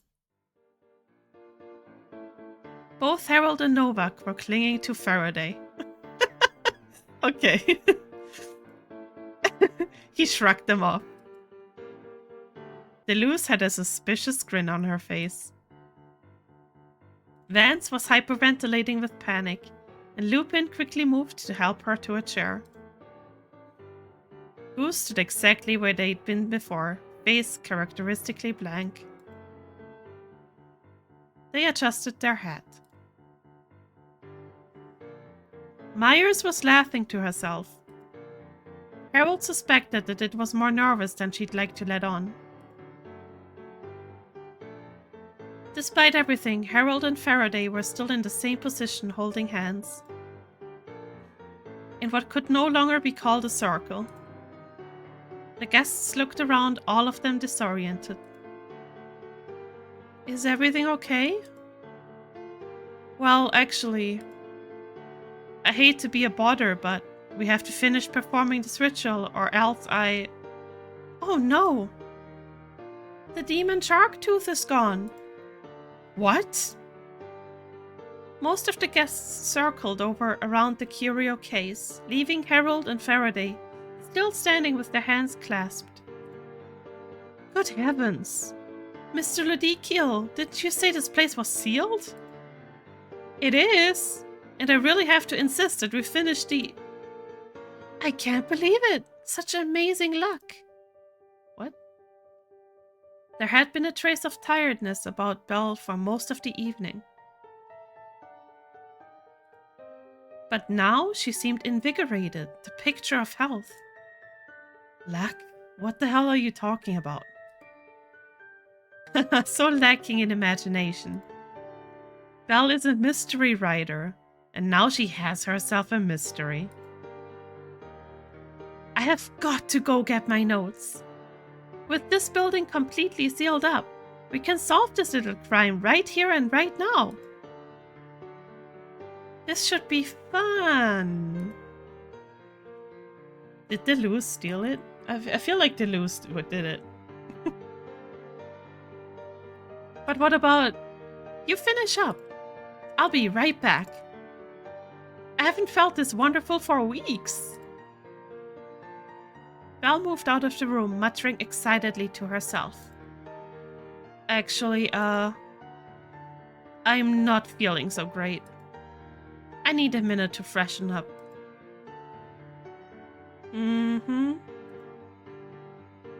I should do a check around. What if someone's hiding out somewhere? Can't solve the mystery if you don't have all the clues. There's a criminal on the loose. No way you're going around this place without someone to protect you. Oh, how horrifying. Someone might take something from my curio cabinet. Dea! This is no way to commune with the voices of the dead. He tried to get someone else's attention. We're running out of time to find the killer. Oh! Finally, someone is listening to me. Please retrieve Belle before we lose the... mental resonance to... What if that person who left the threat did get in? I need to warn Belle. She hustled out of the room. Harold peered over towards Myers, who was peering toward the door. Please, Miss Myers, we can finish this much faster with just a few more people in the chain. I am so sorry. But if she's gone to get them, I really want to see Miss Belle's notes. I'll be right back, I promise. And I never wanted to see a ghost anyway. Harold looked around. Well, I'm certainly impressed. Is anyone else? Who's there? Lupin hopped from behind the chair. Gotcha. And there he goes too. Faraday gave a long sigh. He looked at the empty room and then at Harold's hands. On the bright side, I don't think they're going to notice you can't summon ghosts. I brought 3 stray imps from home. Had a whole light show prepared. I'd almost finished unsealing their vessel. It was going to look astounding. But now, let's just reinforce the seal and be done with it. Man, it's really just sealing and unsealing with you, huh? What else am I good for? That cheery little line killed the conversation dead. The pair slowly finished their work. I sort of forgot how stressful it was to be around so many people. Yeah, I'm a bit out of practice. We'll get through the night. And at least we know neither of us stole the thing. I suppose that's true. Of course it is. You haven't let go of my hand since you took it. You know, maybe having invited a thief to their party will make me look better. You know, by comparison. Oh, Harry. You are really depressing sometimes. If I'm so depressing, why don't you walk away with the others? Well, I would. But if leaving you once caused so much fuss, then I would hate...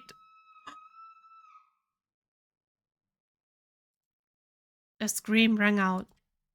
Oh God, what now? As they stepped from the parlor, Faraday and Harold could smell a putrid, singed odor. There was more than one scream, and they were able to follow the sound down the hall. They followed it further, descending to the boiler room. As the guests gathered at the source of the noise, they were all confronted by an inconsolable Vance. In the boiler room, the once stern woman was doubled over, next to a charred body laying in the furnace. Clarice burst straight into tears, and Hawley found himself compelled to move over to touch her arm gently. He turned them both to look away from the gruesome scene. DeLus held her nose, jaw set in a tight grimace. Goose offered her their handkerchief, and she accepted it with a grim nod, holding it to her face. Faraday shot Lupin a nervous look. But it seemed that this twist in plot was not to his taste. Nowak looked towards DeLus. Harold alone continued to stare at the body. From far away, it simply looked like an unidentifiable charred corpse. But up close, Harold could recognize the musculature of a likely feminine form, large drops of metal that were once buttons, arranged along the torso in a V shape. Oh, and the silhouette of a brow and nose he'd seen so often in the papers. There was just enough left of her to identify. Their host, Bernadette Bell, was dead. Did anyone see who did this? No, just heard the scream. Clarice wailed and clung onto Hawley. Why would anyone do something like this? Usually someone with something to gain. Or people who do it for money. Lieutenant Nowak flicked his gaze towards Goose, who had walked over next to the Fae, leaning down to whisper. They looked up and stood to full height, looming over the rest of the guests. It wasn't hard to imagine this tower of a person picking poor Belle up and shoving her into the furnace. Yeah, it's pretty obvious. Merrick is in the military. Killing people for money isn't beyond him. Hey! There is a hitman right there! There was no bounty on this lady, trust me. Vance rose to her feet, pointing an accusing finger at the rest of them. I've had it. One of you did this. Vance dissolved into tears. Shouldn't we call the police? Harold pinched the bridge of his nose. They can't get in until sunrise. The house is still sealed. Can't you just unseal it? Not this one. I am much better at sealing things up than letting them out. I think your ritual did this to her. That's not how it works. Geez, lady, do you think Harry here can spontaneously combust people from 2 rooms away? If he had that kind of ability, he sure as lightning wouldn't be getting treated with this much disrespect. Settle down, Holly. She's just upset. It's normal to be irrational. Irrational? How dare you? As sketchy as he is in his personal life, jumping to conclusions doesn't help anyone. There's something else going on here. Of course you feel safe. You've got all the strong men wrapped around your finger. Excuse me? Not a man. Yes, we're all very aware that one of them's your husband. And you've been flirting with the other all night. Maybe if we can question you all and check for evidence. Then we can figure this out. I don't want to be locked in here with a murderer. Have no fear, little miss. I'm more than happy to stand guard until morning for you. Look who's flirting now. And next to a dead body. I'm appalled by that accusation. Protecting a lady isn't flirting. It's just the right thing to do. And parties are supposed to have flirting. Parties and flirting are hand in glove. If anything is inappropriate here, it's the murder. Maybe we should be in separate rooms. Not that I'm worried. I could fight off any one of you. Really helping your case over there. Please give us some space to examine the body. Don't touch her. I don't think we can without the whole thing crumbling into a pile of ashes. Faraday knew before the words even left his mouth that it was precisely the wrong thing to say. With a mighty sob, Vance pushed past the rest of the group and rushed up the stairs. Harold decided to take control of the situation. Listen up. We will all stay right here in this room. I will go and get Miss Vance, and then we will wait. In here. Until morning.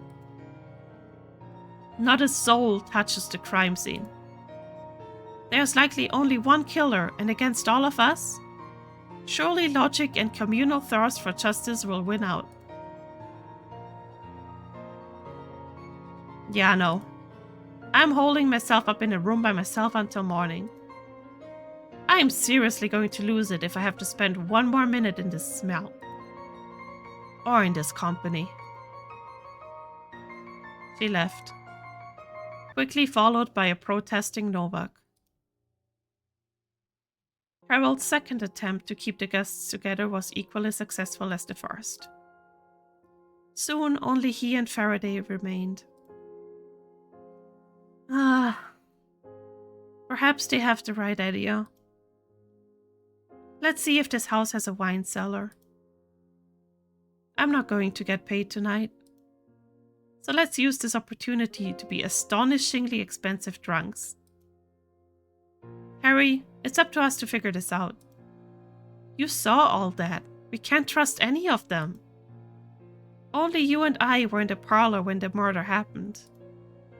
Any of the rest of them could have done it. Holly, I am running on empty. I cannot emotionally handle any more. So if you want me to keep going, I need a good reason. Any reason, so long as it's good. Faraday glared at him. Belle was a good person. Even when the other guests were awful to you. She was always nice. She didn't hire you for a parlor trick. She trusted you with the memory of her friend. She might be the only person left in the city who actually respected you. Are you going to hide like a big baby? Because you don't want to get your feelings hurt? Or are you going to act like the decent man I know is still in there somewhere? Poor Belle. There we go. I knew you weren't a complete piece of garbage. Just mostly? Just a significant percentage. The pair approached the furnace solemnly and crouched down to look carefully at what clues they could find. Okay, let's see. We have the body here. Something is here. The cart. A handkerchief or something? Or a towel, maybe. Okay, so this thing right here was on her jacket before. So I wonder if this is her imp? Is that a pile of soot? Why is it so far away from the furnace? Harold knelt down to get a closer look, reaching out to touch it. Ow! He recoiled, fingers stinging. Was it sharp? Harry, are you listening to me?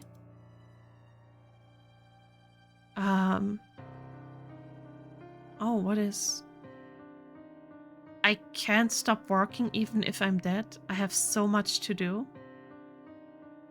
I worked too hard for this, all to be for nothing. Hand me that notebook. I feel like I have to write. Right now. Faraday handed him the notebook and Harold immediately set to scribbling. What are you doing? Harold's right hand continued to write, but his left jerked the book out of his hand. He put a hand to his temple. What? But his left jerked the book out of his hand. He put a hand to his temple. Oh, thank you for that. He shook his head, clearing it out. Are you alright? Okay, this confused me a little bit. I'm not sure what exactly is happening here, but we'll figure it out. Oh, thank you for that. He shook his head, clearing it out. Are you alright? Yeah, I'm fine. Was that a stray imp? Half right. I believe that was Belle's imp. I should have recognized it. Creative imps usually do have a spike or spines of some kind. They push their users to keep working. Different people are motivated by different things. Okay, so the choice I made earlier was like prompted by this imp right here. Okay, interesting.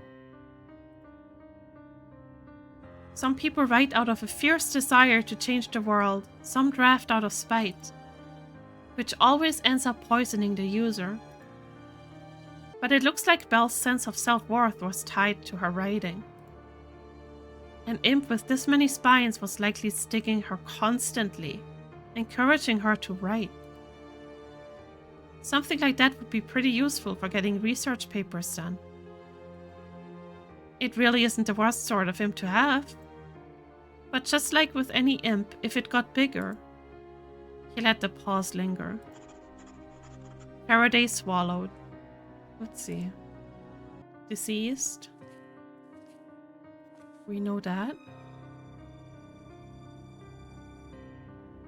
Married to Nowak. Yes. Bad idea day. Yeah, definitely. Eat stories. Yeah, we figured that out. Married to DeLus. Oh wait, we haven't seen. Okay, so he's a Navy guy, pushy. His imp can force you to do things. Married to DeLus? Okay. Wrote some dusty old children's stories. Okay. I think this is all.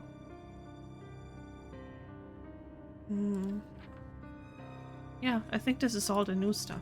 I'll go get it then. We'll seal it up back at home. Put it with all the other strays. Faraday tried to locate it, but it was already gone. Oh, it got away. Well, it's someone else's headache now. What's this?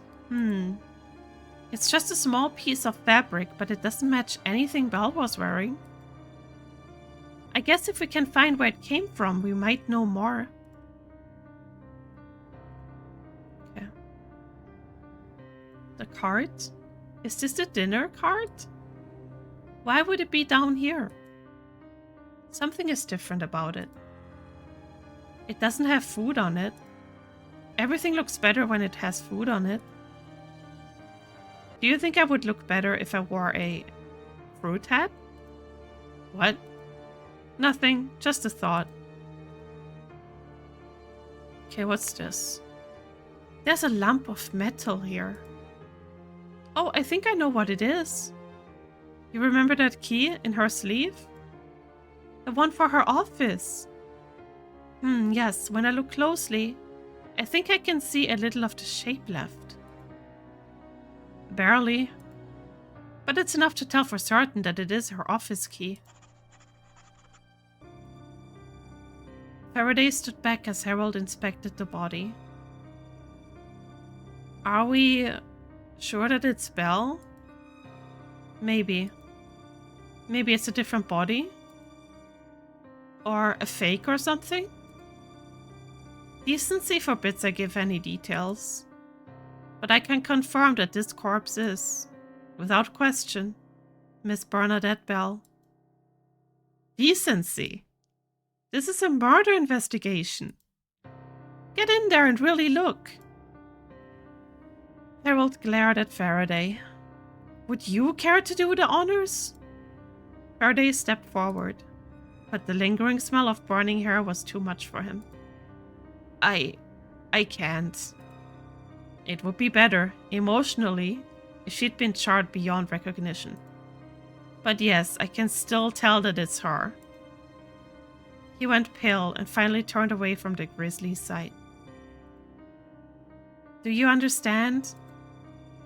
Our combined skill set is not the same as an investigator or a consulting detective. We can still observe and deduce, but we'll have to do so without a post-mortem. Couldn't we at least move her out of here? We can't. She would... Harold felt his shoulders tense and his gut seized up. He clenched his teeth and waited for the anger to abate. Then he continued. We cannot move her. She would fall apart if we attempted to. Faraday gave the ground a helpless kick. All we can do is keep the furnace off and hope that the authorities can find something we can't. You know, this is the same way Canterbury died. There's no way this isn't related. It's highly suspicious, but it could merely be a coincidence. Faraday raised his eyebrows at Harold. Or maybe it is somewhat likely that the two friends who both worked at the same place and were killed in the same manner have the same killer? Wow, brilliant. What a bold claim. You really aren't a detective, are you? Harold walked off to examine something else. I think that's everything of relevance. Yeah, I can't find anything else either. Let's lay out what makes sense. It would make the most sense if the murderer knew the layout of the house, because they would need to know about the boiler room. It's hard to tell who might have been here for sure. Or who might have arrived early. Or snuck away to get a good look at the house. Looking at this fabric again. Faraday held up a small piece of burnt ivy-colored fabric. I feel like I recognize it. You should. We saw it at dinner. It was the cloth that was on the dinner card. I remember because I thought it was tastefully in season. There's been a movement towards more plant decoration lately, very in vogue.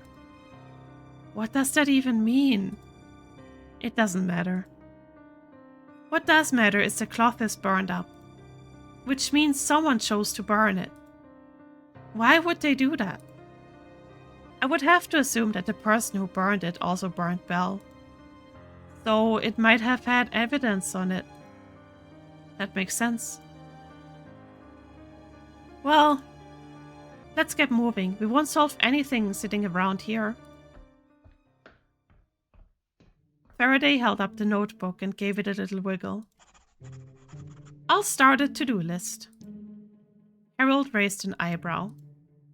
It's blank? Well, I won't know what we're doing until we ask around first. Why doesn't asking around count as something to do? If I have to be awake to do it, it counts as doing something. Quit complaining and pick a room. Okay, we have more rooms to go to this time. And we just gotta talk to people. Alright, let's go to the office first. When Faraday attempted to open the door to Belle's office, it wouldn't budge. Damn, she locked it. Well, we did find the key with Belle's body, but it was melted. We need to find another way in. Okay. Find a way into Belle's office. Okay, let's go to the kitchen then. When they reached the kitchen, Vance was there, sitting with a stool and a small notebook. Her hands were fiercely trembling, but she seemed to be forcing herself to write. Gentlemen, she did not look up until she had finished her sentence. I must ask you to leave. I will not casually chat with Belle's killer. Madam, we are all under suspicion. I still believe that we have more to gain by working together. I decline. If you won't answer our questions, I'll just assume you did it. Very well. Ask your questions and then be gone.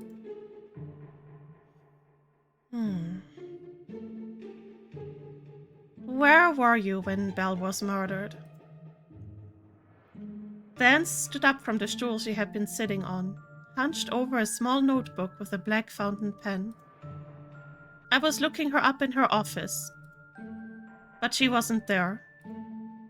I started to look around the other parts of the house, and then I finally saw her. In the boiler room. Vance turned away and shook a bit. My composure failed. I admit that I screamed when I saw her. After that, I came in here. I feel safer with the kitchen imps to protect me. The imps? They are plenty strong. So don't get any funny ideas. I just need to wait for morning. And this long nightmare will be over. Who would have a motive to do this? All of them. You saw that she had received that threat. One of the guests is a hitman that barely shows their face. They are clearly hiding something. I feel like that alone is more than enough evidence for the police. Though, if you want my opinion, Goose is clearly a red herring. You mean, you think that Goose is a ruse? Yes, a ruse Goose. Because they are not the only killer here tonight. She shot Harold a particularly venomous look. Feeling guilty? You should be. Everything went wrong as soon as you started trying to summon that ghost. Hey, I know you're upset, but Harry didn't do anything wrong. He clearly did. You saw it yourself. The lights went out, and then she was robbed and murdered. And I have heard the rumors about you, Ludicael. Everyone has been tiptoeing around the subject. But I really don't understand. How is a man with a demon allowed to roam freely, the same as any good respectable citizen? I keep to myself. And, you know, the rumors of what my demon did have been incredibly embellished in the retelling. I suppose you must have used the last of your good connections. And I'll trust the word of my associates, thank you. And not the word of a wash-up like you. I'm sorry. Harry, quit apologizing for waves you didn't make.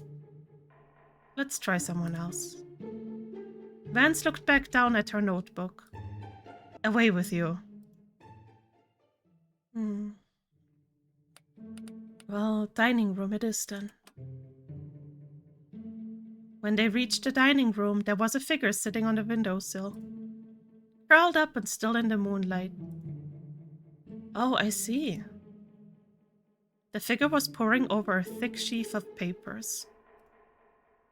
What a difference that makes. Hello? Oh! The figure scooped up the papers, shoving them under a decorative pillow, which did very little to hide them. Hello? What are you both doing here? We only wanted a moment of your time. Where were you when Belle was murdered? I wasn't here. I really loved the decorations. Was she though?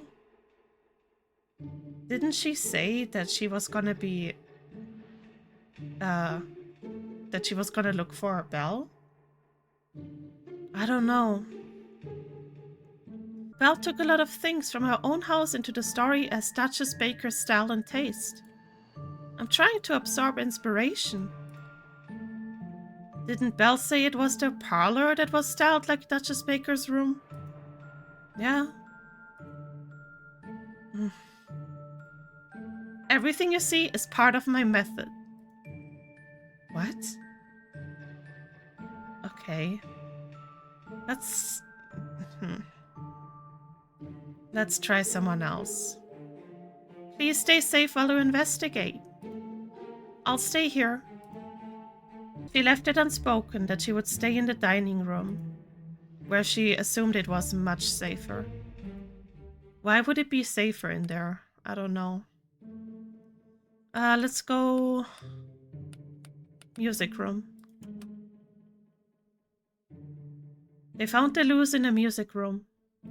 At the north wall was a massive pipe organ.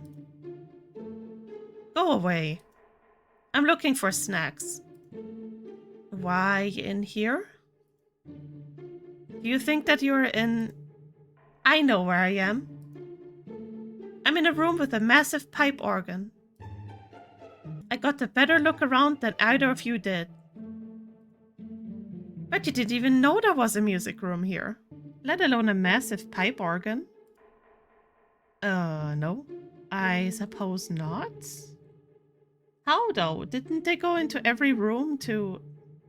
Didn't they have to go into... Well, we only went to like 3 rooms. The kitchen, the office, and the boiler room.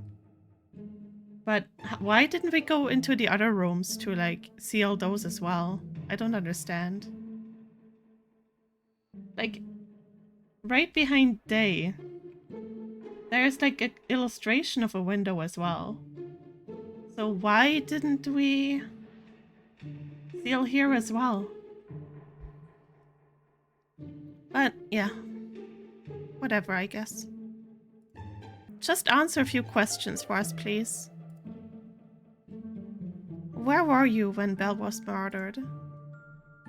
Seems like you could solve this easily by just summoning her ghost and asking her. I actually, funny story about that. So that whole seance thing was a heavy load.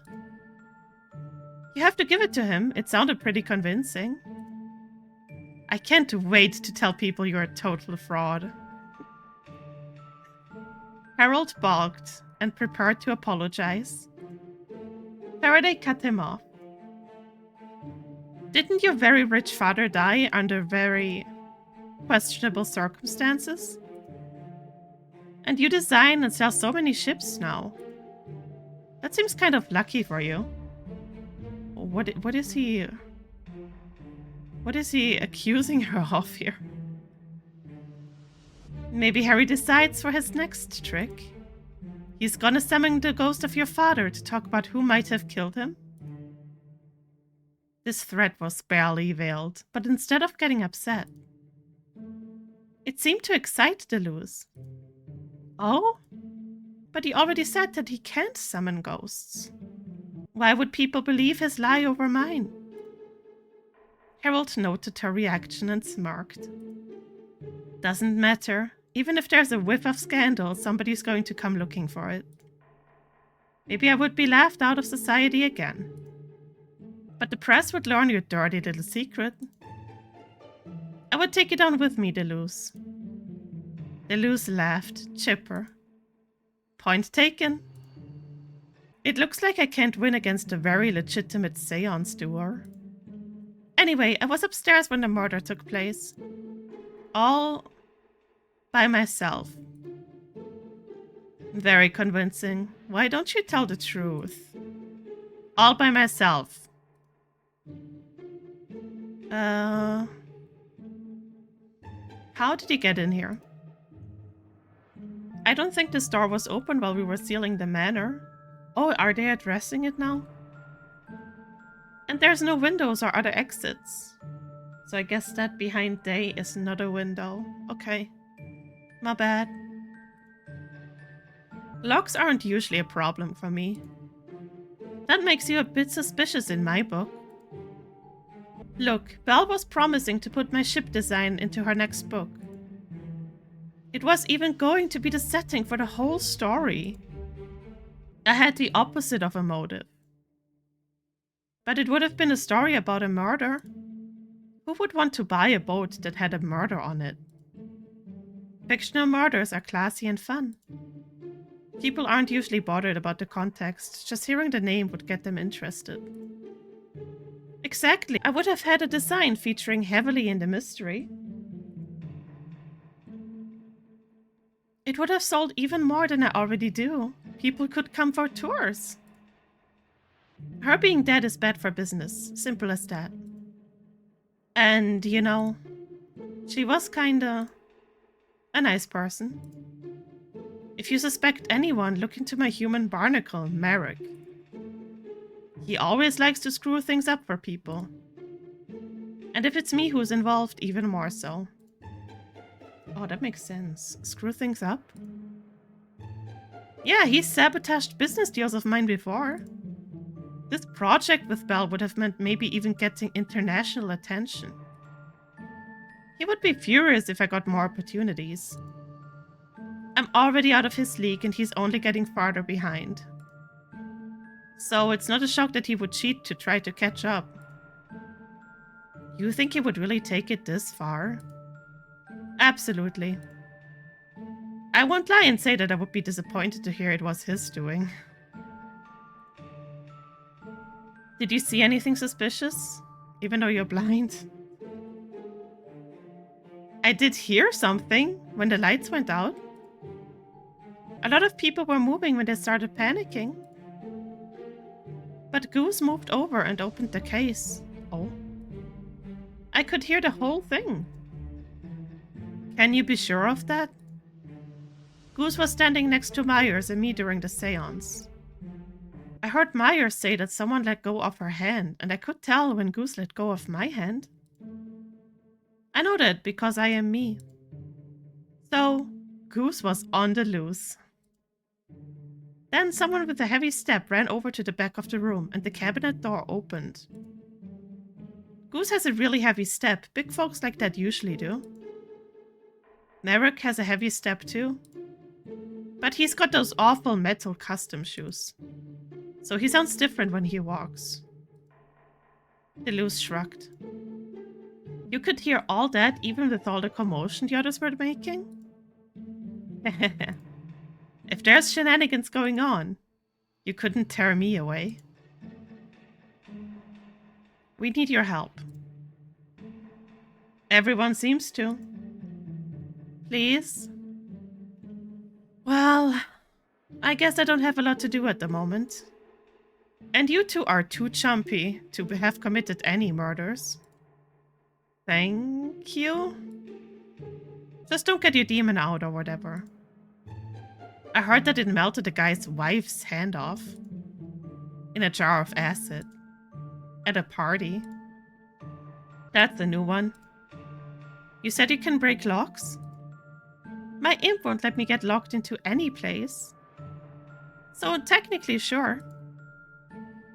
If I can frame it right. Okay.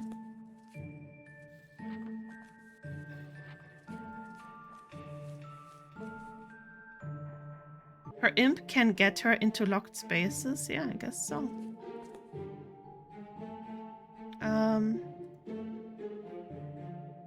Dea's imp looked like a large metal key. It scampered free of her pocket, tears rolling down its handle. Aw. It pushed firmly against the door. And despite its small size, the door pushed smoothly open.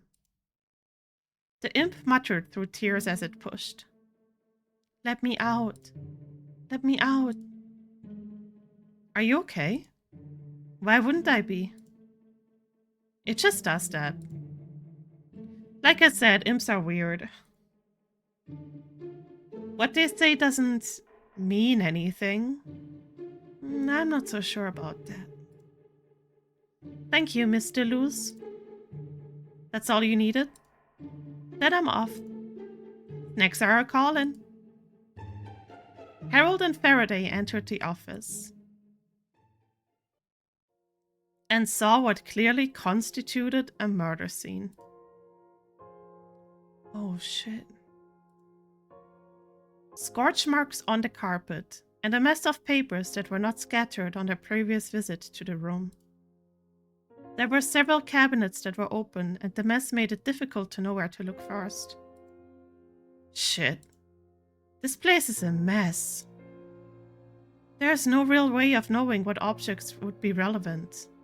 Unless... You could have a look around? Why me? My sight's better than DeLus, but not by much. No. Use... you know. I don't want to do that here. You said I had to do this for Belle. I even let Maggie out for this.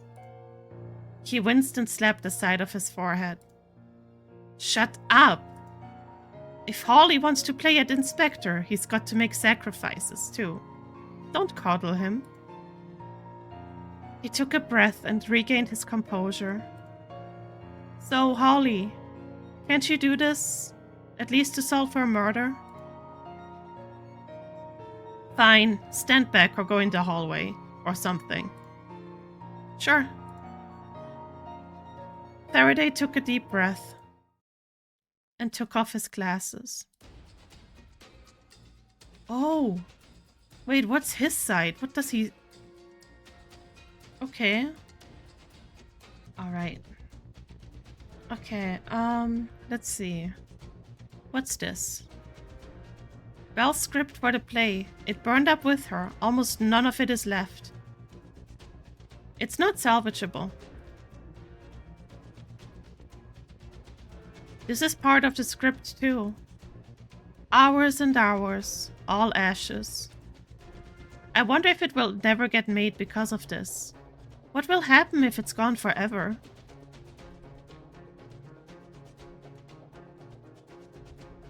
What if you climbed that and fell backwards and just broke your head open? That's... okay. That's morbid. Almost nothing left on top except for a few pens and blue ink stains. Will the next person who owns this desk even know who Belle was? It's pulled open and something is missing. Something that belongs here is gone. I won't be able to find it if it's not in this room. What if that's the whole reason she was murdered? Imagine just running at the glass and trying to jump out. Harry Seal would push me back. He would save me without even knowing. Well, he's a bit suicidal, isn't he?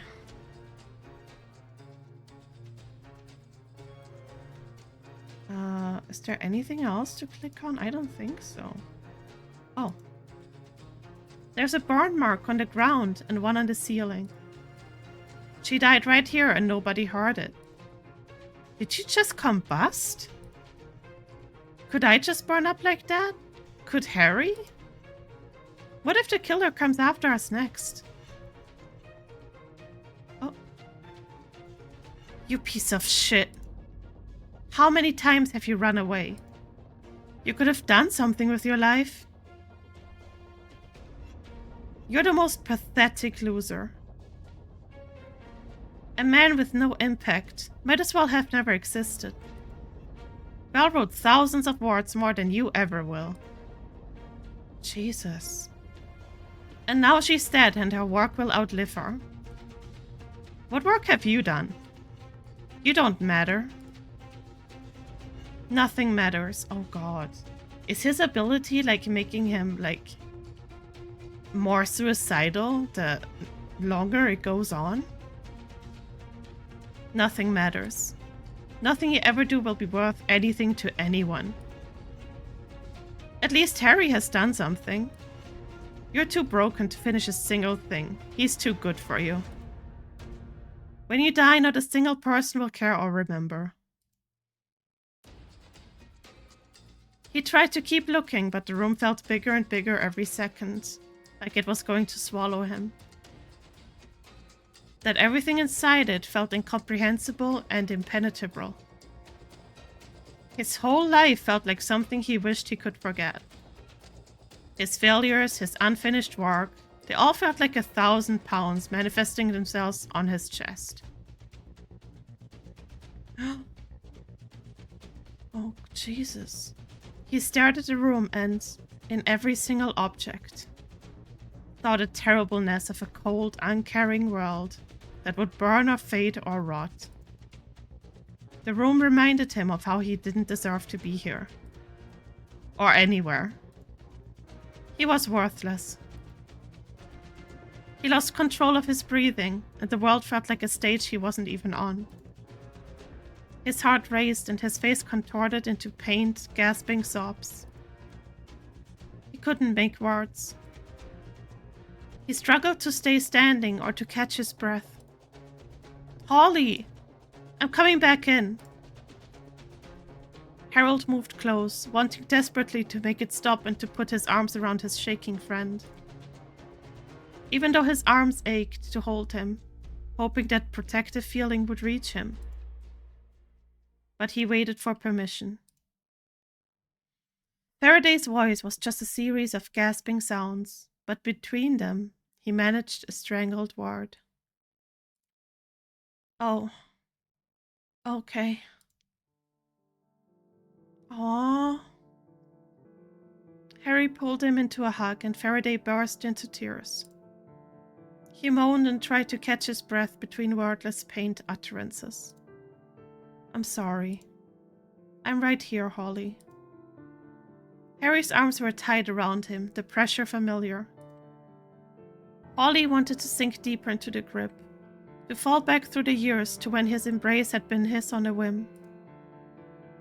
Even now, Holly could feel an awkward curl in Harry's fingertips. Vance, once so comfortable with his body, now didn't quite know what to do. What did you find out? Faraday choked back a bitter laugh. Right, back to work, huh? Sorry. This isn't exactly a thing I do regularly. Right. Hopefully it was something important. You're really awful at comforting, you know? Sorry. No. Let's just stay here for a minute. That's enough. He almost felt Harry pull away. But with a sudden, fierce affection, his arms wrapped tighter. There was a lot he wanted to say. But he bit back every single one of those words. After a couple minutes, Holly found it easier to breathe. And they got back to work. The murder took place here. That burn mark, that's where she died. It wasn't in a boiler room. And whoever did it also burned up the entire final draft of her play. I'll get that written down. So, Faraday grit his teeth, then managed a cocky grin. Where to next? We've said everything we need to say to DeLus, so let's head back into the hall. Okay. Well, let's go... Wait, let's look at the notes first. Get Goose to admit that they took the tooth. Confront Nowak with his motive. Oh, we finished speaking with Dea. Okay. But the others still have something for us? Where is...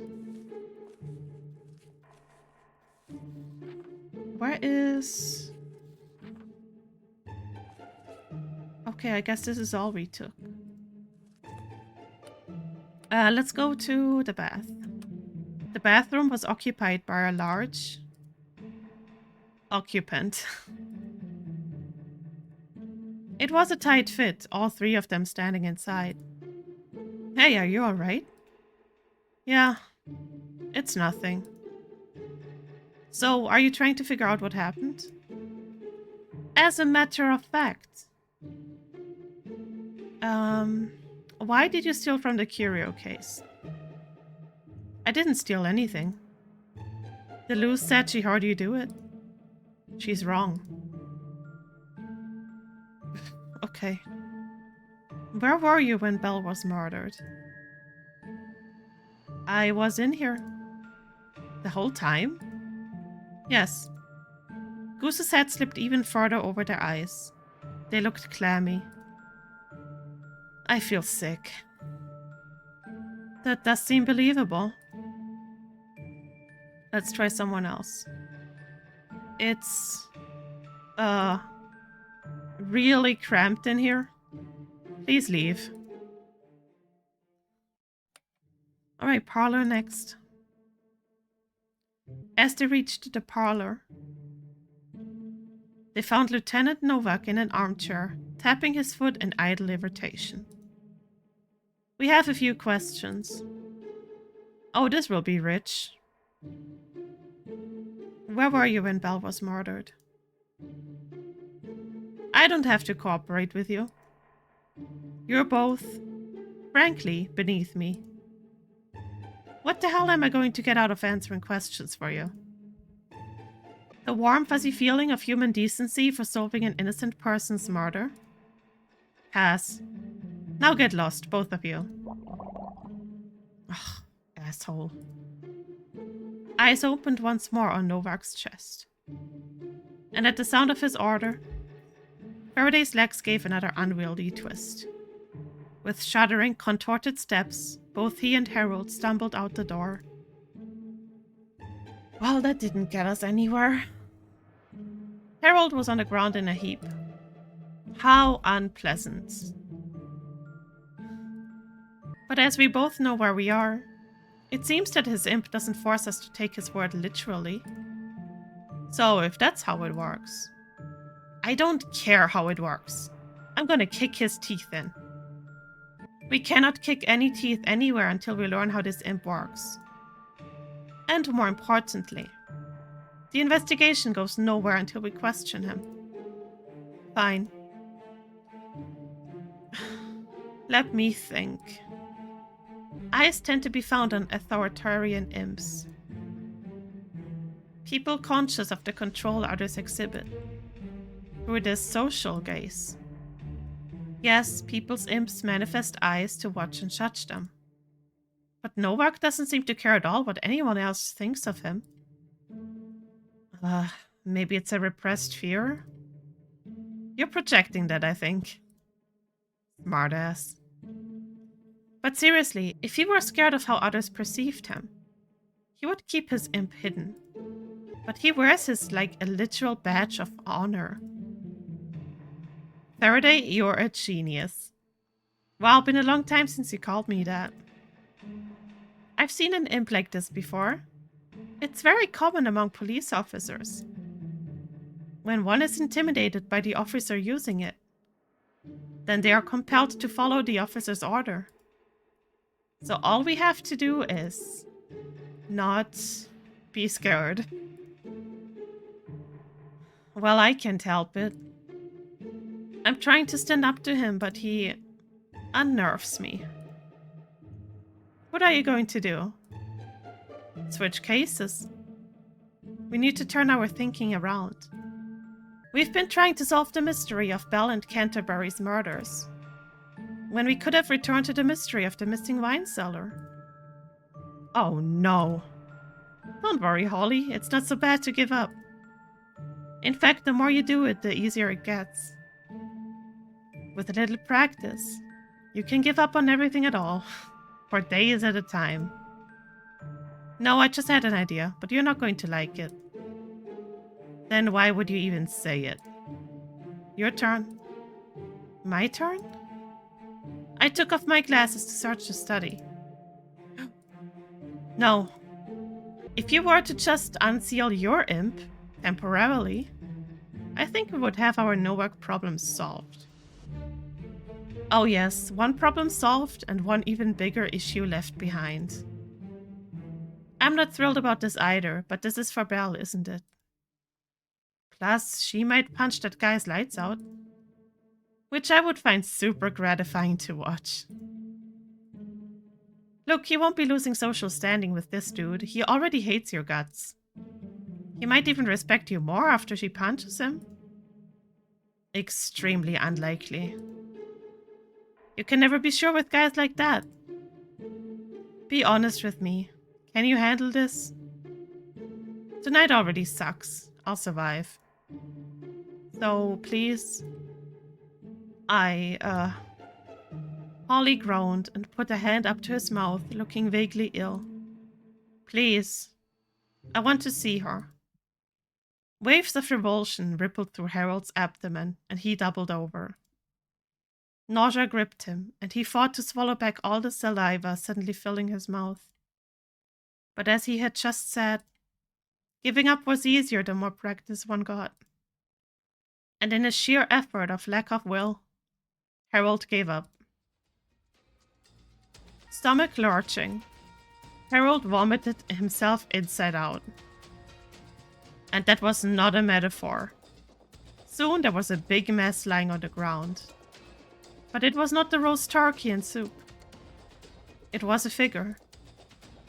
And though she was not human, she had been around too long, and grown from too many of Harold's repressed feelings.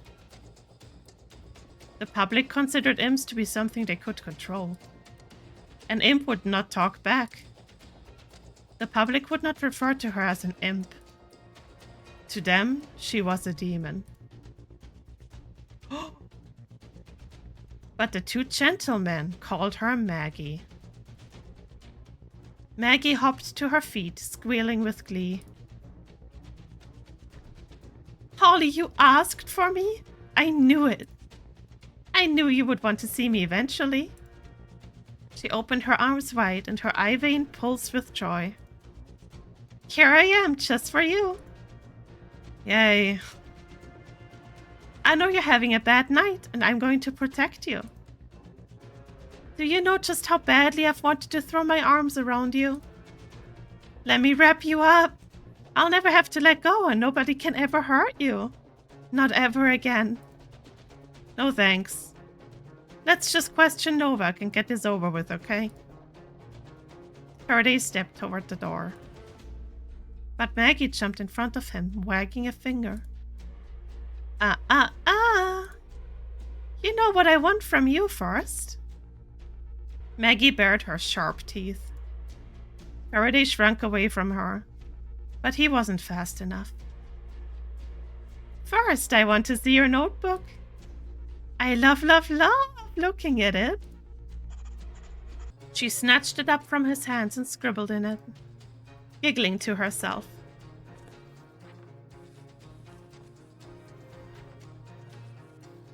Let's see. Oh my god. Okay, so she is completely in... Oh, so... Wait. Her color is green. So ask him to come back? Coward is what she had written before that. You shut up, lazy shitbag. I will give to him a smooch. Kisses for your cheek. Hardworking, clever, speaks his mind. Handsome and huggable. Huggable Holly, huggable Holly. Okay, she's absolutely in love with Holly.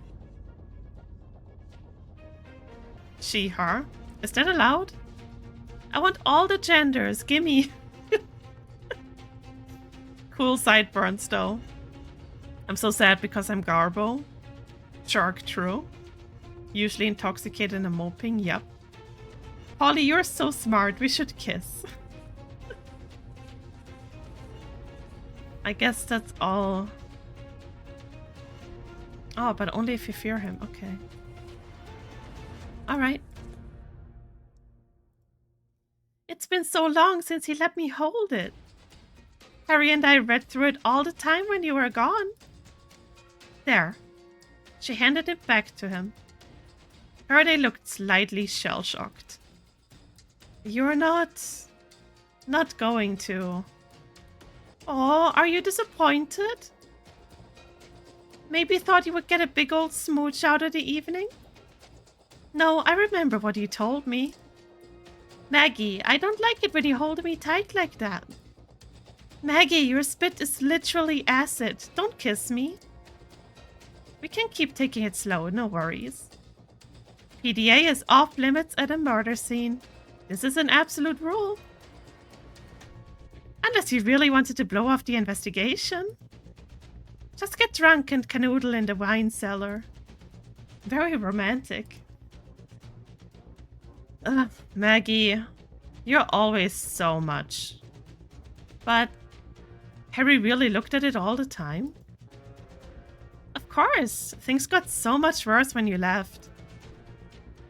Kept stuffing more and more and more of himself in me. Because we're a disgusting, awful person. I tried to be good and let him have me removed. But I just hate being so gross. He really made our body look so much better. And I like using that one instead of this thing. Because I'm disgusting and inconvenient, and if I would just go away forever, we could be a normal person again and people would like us. But even if you left, I always believed that you still cared. I thought about you so much more than Harry did, more with each passing day. I looked at your journal every day. You have to know that, Holly. I would even smell it, just hoping some trace of you was still left in the pages. Ugh. Please, can we question Nowak now? Maggie's demeanor was wild and full of pent-up drive. But Holly's unenthusiastic response evaporated all of her excitement in short order. Fine. Maggie walked over to the door and gave the side of her head a casual smack with the heel of her palm. She muttered to herself, I'm not cringy, you're cringy. Maggie opened the door to the parlor and Holly followed her in, giving her a generous amount of space. Nowak recoiled as he saw her. Ugh, it's that thing from the ambassador's ball. He turned to Faraday. Did Ludicael decide that he hadn't had enough ruin? Hey, I'm not here to explain myself. I'm not even really here to solve that murder. But I heard you bullying my Holly. Hey. Quit hiding, Ludicael. Only a coward hides behind his imp. And this one you really should have kept locked up. An ugly imp is the sign of an ugly soul. That isn't even remotely how it works. Just for the record. Maggie was positively glowing. Holly, you stood up for me. I wasn't standing up for you. I was standing up for Harry. Psh, same diff. Anyway, she turned back to Nowak. You think I'm ugly? That's nothing compared to what your face will look like if you don't start apologizing to my Holly. Now. She sucked in her cheeks.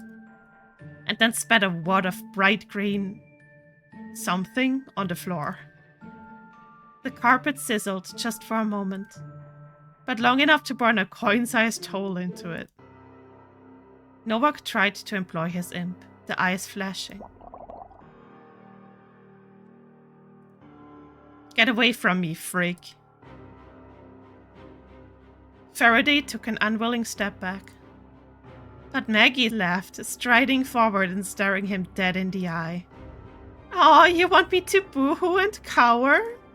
You want me to nod like a good little boy? That part of me is stuffed in the broom cupboard like the silly nerd he is. With her free hand, she dug her knuckles into her temple. And he'll shut up and let me do my job. If he doesn't want me to come out later and snap his fountain pen collection in half. She turned her attention back toward Nowak. Speaking of increasing odds of snapping things in half, say sorry to Holly. Say he's perfect just the way he is. Maggie, you're taking it too far. It's not even about me. I just want him to. Holly, we need to hear him. Nowak lifted his arm, intending to backhand Maggie. But she caught his blow before he could reach her cheek. Oh, the lad wants to brawl now, does he? Nowak tried to struggle free from her grip, and he kicked at her. Her grip was tight as steel.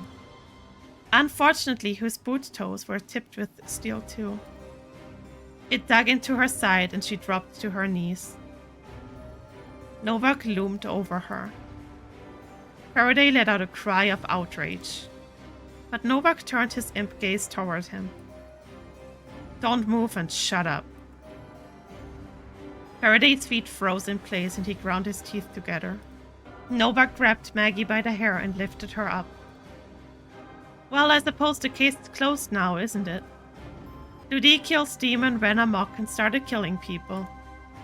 Lucky for all involved, Lieutenant Nowak was there to put it down. Maggie's scalp was in a fair amount of pain, but both her hands were free. She took aim, pulled back a curled fist, and punched Nowak in the shoulder. Maggie did not have steel-tipped fingers, but there was, traditionally, a reason why humans feared demons. When her blow made contact with Nowak's shoulder, something popped. He howled in pain. They both fell to the floor and Nowak lay crumpled, clutching his arm. Maggie stood up and brushed herself off, muttering to herself. Yeah, you're right, Harry. It would have been way easier to just apologize in the first place. But not half as fun. You okay, Holly? Faraday's joints loosened, and he nodded. She looked at Nowak. Now you be nice to him and answer his questions. If you're nice, I'll pop that shoulder back into the socket for you. Fine. Maggie lined up her hands along Nowak's shoulder and muttered. I mean, we spent a lot more time studying demon anatomy than human anatomy. But it's all the same, right? What? She popped the bone back into the socket. Nowak did his very best not to cry. Maggie gave him a friendly clap on the shoulder. The injured one. Oh yeah, almost forgot. So I stood up to you. Does that mean I have earned your begrudging but earnestly felt respect? Nowak looked up at her and, without letting go of his injured shoulder, used his hand to make a rather obscene gesture. Yeah, it was a long shot anyway. Nowak muttered, and he pulled himself back to his feet. She turned on Faraday with an excited grin. How about you? You respect me more now, right, Holly? Yes. I'm so happy. I'll beat up whoever you want me to, okay?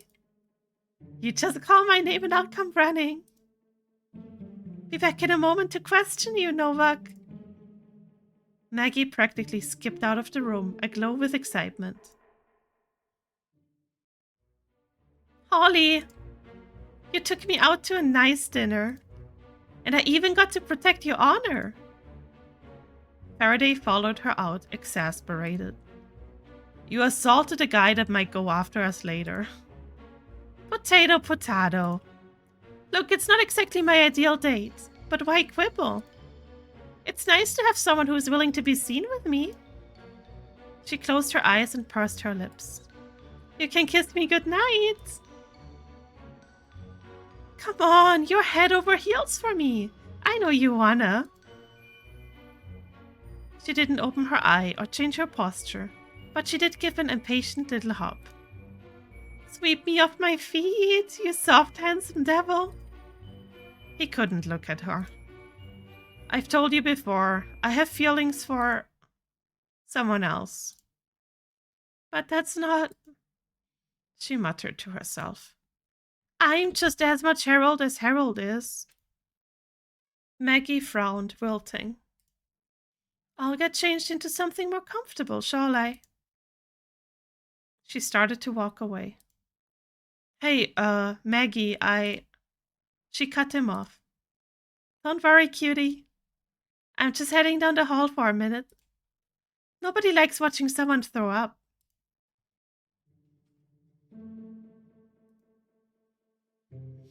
Harold walked back down the hall, wiping his mouth on his sleeve. Ugh, tastes like anise and resentment. 100 apologies for her behavior. You know, after all this, if you want to talk, she's a bit much for me, but you... As I've said before, just ignore anything she says. It's not a good idea to dwell on it. He put his hand to his temple and rubbed at it, muttered something to himself, before turning his attention back to the doorway. Shall we? And without waiting for Faraday to respond, Harold walked back into the room. Faraday ground his teeth. Stubborn. And then followed Harold. They returned to the parlor, feeling much more optimistic about their chances of getting some answers. So, where were you? Now I think you're ready to tell us. Where were you when Belle was murdered? I was with Dea in the hallway. She said that she heard someone moving around upstairs.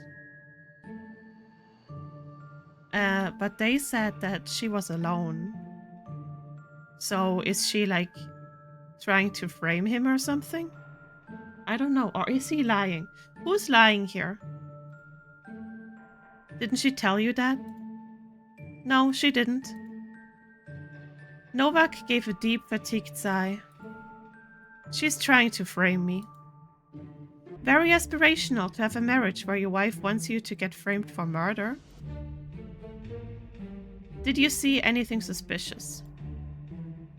Sure, I saw Clarice ran past us to get up the stairs. Seems suspicious to me that she would be in such a hurry.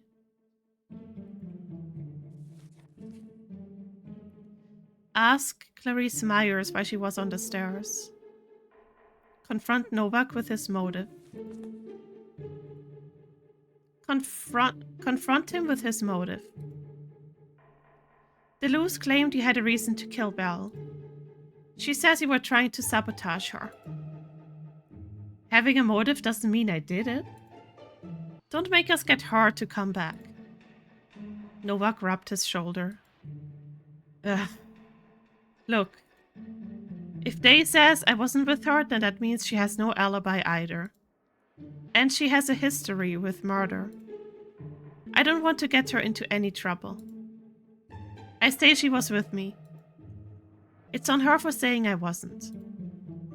And hey, if Dea gets the rap for this, maybe she'll need me to speak at the trial. Wait. You know what? I take back what I said. I was completely alone. Let her come crawling back. Oh my god. I suppose a judge could strike testimony from the record.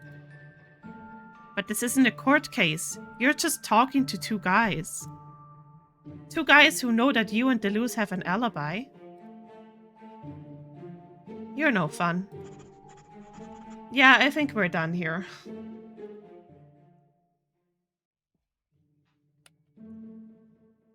Okay. Clarice. Did you come back to look at the flowers? It really is comforting in here. What were you doing on the stairs? The stairs? Yeah, Merrick said that he saw you running on the stairs. Is he sure? Well, I'm sure that this death is going to put your stage show even more in the spotlight. Did you really want to travel and get famous that badly? Of course not. At that moment, Clarice could no longer hold back and burst into tears. I'm sorry. I didn't think anyone would even know Clarice cried into her hands. I was on the stairs because I took the manuscript from the first story out of Belle's office. She probably had it out to write the play adaptation. I just really, really wanted to see it. I honestly thought I could just run down here and look through it without anyone seeing me. And then run back and put it back. Belle's office door was open. I snuck in there after an imp left. Okay, so who was in the office? Because I'm pretty sure she locked her office after we were done sealing it. After we were done sealing it, Belle definitely locked her office again. I thought it was a cleaning imp, but the place was a mess. But then I heard that scream. I shut the door behind me, hid the manuscript, and went to find out what happened. I was going to put it back. It's been right here, safe and sound. Why would you do that? It sounds stupid and embarrassing, but I'm just a big fan who completely overstepped my boundaries. I'm so ashamed. Clarice's eyes welled up again and she sniffed loudly. Now I can't even apologize to Miss Belle for it. Where's the manuscript now? It's on the windowsill, right over there. Clarice retrieved the stack of papers, still wiping away a few tears with her free hand. I really was in here after that, I promise. I understand if you don't believe me after what I did. But I really hope you find out who did this. Miss Belle was such an amazing writer and a kind person. Clarice looked at her feet and held the stack of paper out to Faraday. You should take this. I'm sick just thinking about it. If you can summon Miss Belle's ghost, please tell her I say I'm sorry. I will do that. Harold and Faraday left the room, feeling, not for the first time that night, deeply awkward. She seemed genuinely upset. I want to believe her. I want to believe no one killed Belle, but we have to be skeptical. For example, look at this manuscript. It's the first Constance Little Bear story. And as really neat as it is to be holding it for real, I could swear Belle said she wrote it in blue ink. This is black ink. People lie all the time. And for the weirdest reasons. Sometimes it's just really hard to tell what to believe. Indeed, Indeed, it seems like everyone here has something they're hiding. But so do I. I can't judge. Yeah, okay, well. Get Goose to admit that they took the tooth. Okay, Goose was in the bathroom. Oh. I keep forgetting to close the door. We're so cramped together. Well, let's get this over with. Let's try someone else. Oh, come on. It's, really cramped in here. Please leave. Wait, so how do we confront him then?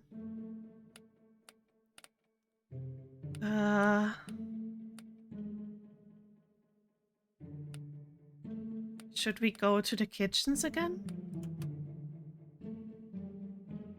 When they returned to the kitchen, Vance barely looked up from her writing. Come to bother me again, I see. Why would someone burn her script to the play? What a horrible thing to do. I had no idea it was burned. She had been working on it tirelessly. Well, it's almost completely gone. I doubt anyone can use it. I'm sorry. At least her legacy can continue. Even if all her notes are gone, and I have to go back to the originally published version, I'll make sure that the show goes on. After all, the creative voice behind the Constance Little Bear mysteries has not entirely departed. As her editor, I can continue the story for her. I came in here to start making notes right away. It felt like the only way I could respect what she's leaving behind. We'll let you get back to it, then.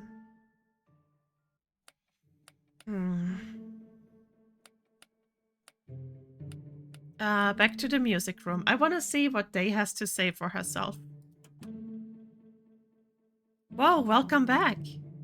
Gosh, how long has it been? It's been like minutes. Couldn't you stay not here? It was so nice while you weren't here. Okay, so we can't confront her about lying. Now I return to my important business. DeLus turned away from them. Still haven't found those snacks. I think you're in the wrong room for snacks, lady. Well, let's go to her office again. When they returned to the office. Oh! What are you doing in here? Snooping. You shouldn't... He gave up. Maybe ask you a few questions? By all means. Where were you when Belle was murdered? I was checking on Goose. They're usually really tough, so I was surprised they were sick. So you've met them before this. Guess the cat is out of the bag on that. Such an adorable detective, aren't you? He leaned a bit closer to Faraday with a wink. Faraday blushed and stammered. Yeah. So you know them. Why pretend not to? I'd rather come clean. I don't want to deal with getting a murder pinned on me. I'm a thief, not a murderer. I'm guessing here, but I feel like everyone we talk to is going to say they are not murderers. But at least one of them is a liar. Ask Goose then, they'll back me up. Say I told you it's okay. How did you find out about this party? We've been planning this for a while. We've got floor plans, got her to run into Goose. Whenever she decided to let them in, would have been all the chance we needed. Why come steal something when you can't get out? That would have been exciting to deal with, but it wasn't something I planned for. This party just happened to be when she invited them. And I found a way to sneak myself in under the circumstances. I didn't know you would seal the place, though. There's no way to get out of here until morning. That was a bit of a hitch, but I'm sure I would have worked something else out. A challenge. It would have been fun. Did you like my trick with the lights? You really scared poor Clarice. No one got hurt. No one was supposed to get hurt, at least. I really don't know what went wrong. Did you see anything suspicious? I really didn't. I wasn't paying attention to anything but the prize. The prize being, I suppose, the shark tooth? Yeah, I just love demon sharks. Hate to break it to you, but there's no such thing as a demon shark. Don't tell Goose. You'd break their heart. I think we're finished. Yeah. Oh, I thought we could paw through Belle's notes and fill up on some fun stories. Come back if you change your mind. Well, somebody has to. Somebody has to solve this murder here. Bye for now, cuties. Okay, Goose again. Oh, I keep forgetting to close the door. Well, let's get this over with. Lupine says he can tell us the truth. Okay, if he says it's okay. Lupine and I are partners. We work together to steal imps that belong to other people and give them back to their owners. I did steal this. Goose reached under the head and held out the sharp-pointed object. You seem like you're smart enough to know that this isn't a demon shark tooth. Yes, but we didn't know what it actually was. It's someone's imp, and they deserve it back.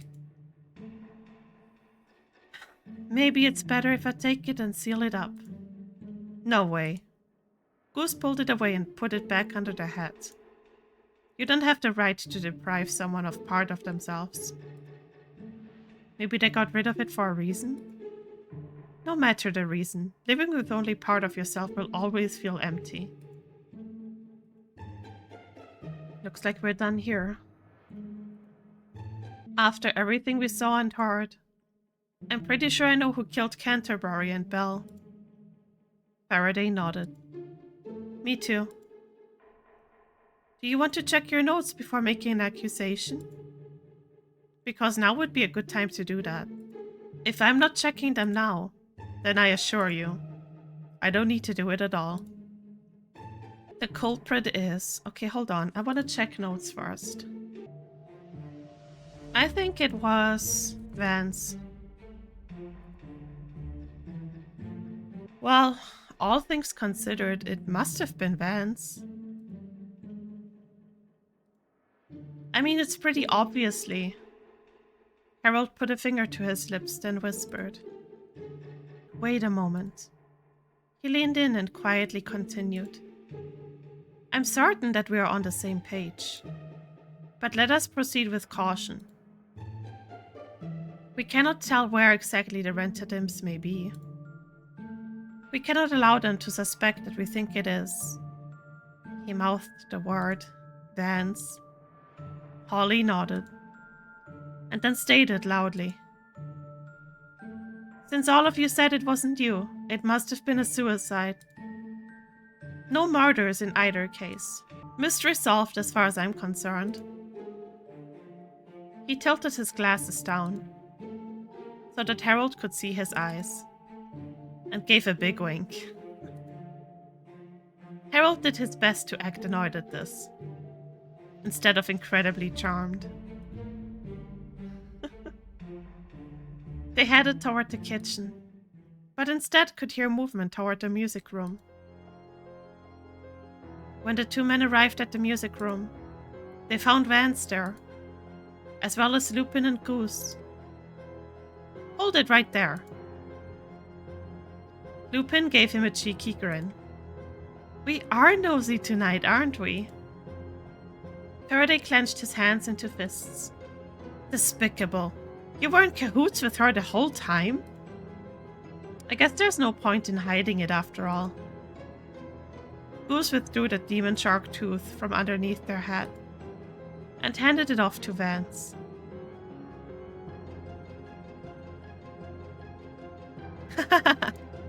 The great thief has successfully finished another heist. You said you were a thief, not a murderer. Murderer? Lupine's eyes flitted from Faraday to Vance to the tooth in her hands. I see. Goose, we messed up big time. If I hadn't been so worried about your health, I would have noticed sooner. What's all this racket? DeLus entered, quickly followed by Nowak and Myers. Goose motioned towards Vance. She's... Faraday lost his patience. Yes, of course she's the killer. Myers shook her head. No, that can't be true. Miss Vance and Miss Bell have been friends ever since Miss Bell wrote her first Constance Little Bear mystery. Harold withdrew a sheath of papers. My apologies, madam, but not a single thing you've just said is correct. Because Vance was not Bell's friend. And Bernadette Bell did not write the first Constant Little Bear mystery. What? What? When Bell gave Miss Myers her autograph, she signed it in blue ink. The same blue ink that she claimed to have used to write all of her stories. But this first draft is written in black ink, with spidery handwriting that differs significantly from the rest of Bell's notes. The spidery handwriting is not, however, only to be found on this first draft. It can also be found.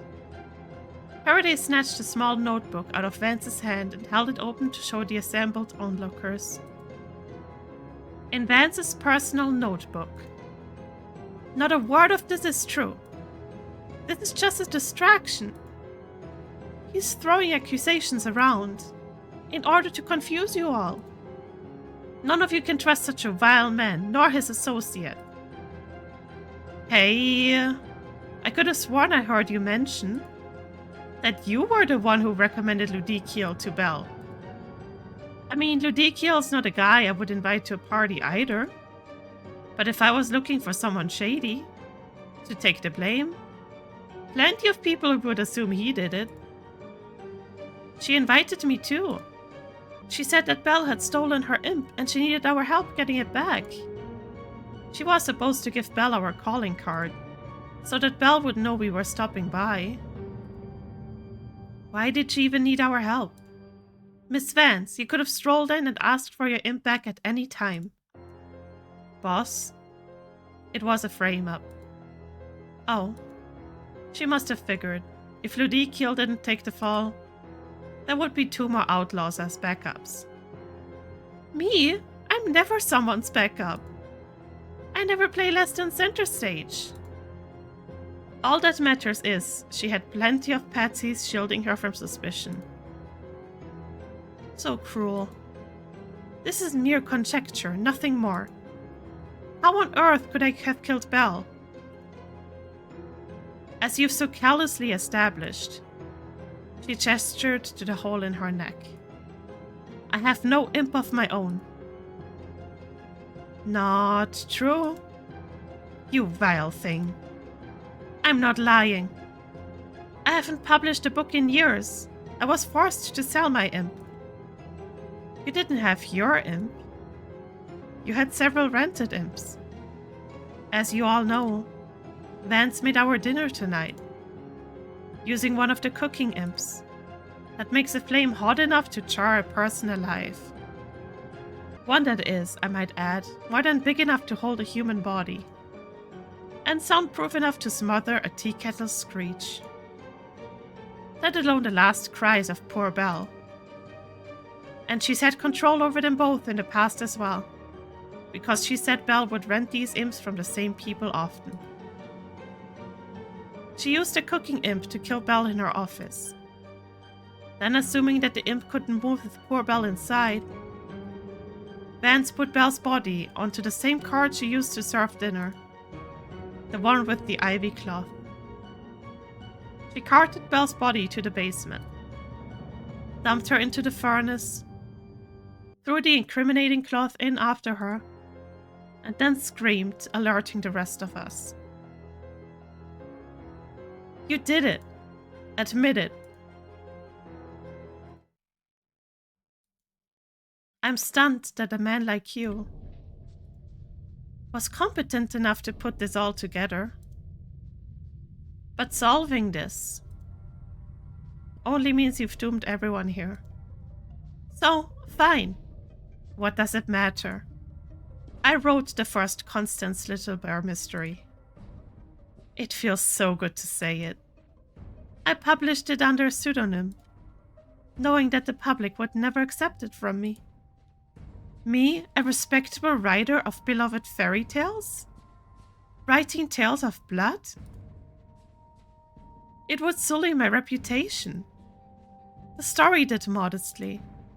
Many readers enjoyed it, including Bernadette Bell. The little upstart. She was a little nothing writer, who loved my story and confided her esteem, not knowing that I was the writer. I told her my secret, and she was so excited. She asked to assist me in continuing the series. I even allowed her a small percentage of the earnings. But as we published more and more, sometimes trading of submissions, it became apparent that the public preferred her stories. So I let her write more and more. But she had the gall to suggest that she deserved more of the profits. She even confided in her nosy little friend, Gareth Canterbury. Canterbury said it was wrong for Belle to write so much and for me to get all of the profits, as though the series wouldn't exist without me. I, the creator of the series, was falling deeper into obscurity. A certain standard of living is expected of an authoress of my esteem. I had to sell my imp, my creative drive, to keep up appearances. I haven't been motivated to write a single page since. She thumped at the hole in her neck. It was smaller than Goose's, and thus easy to mistake for an earring. I had all but given up on ever seeing my creativity or my glory days ever again. But wouldn't you know? Unwittingly, Belle bought my imp. And now, there was going to be a stage adaptation of the first story. My story.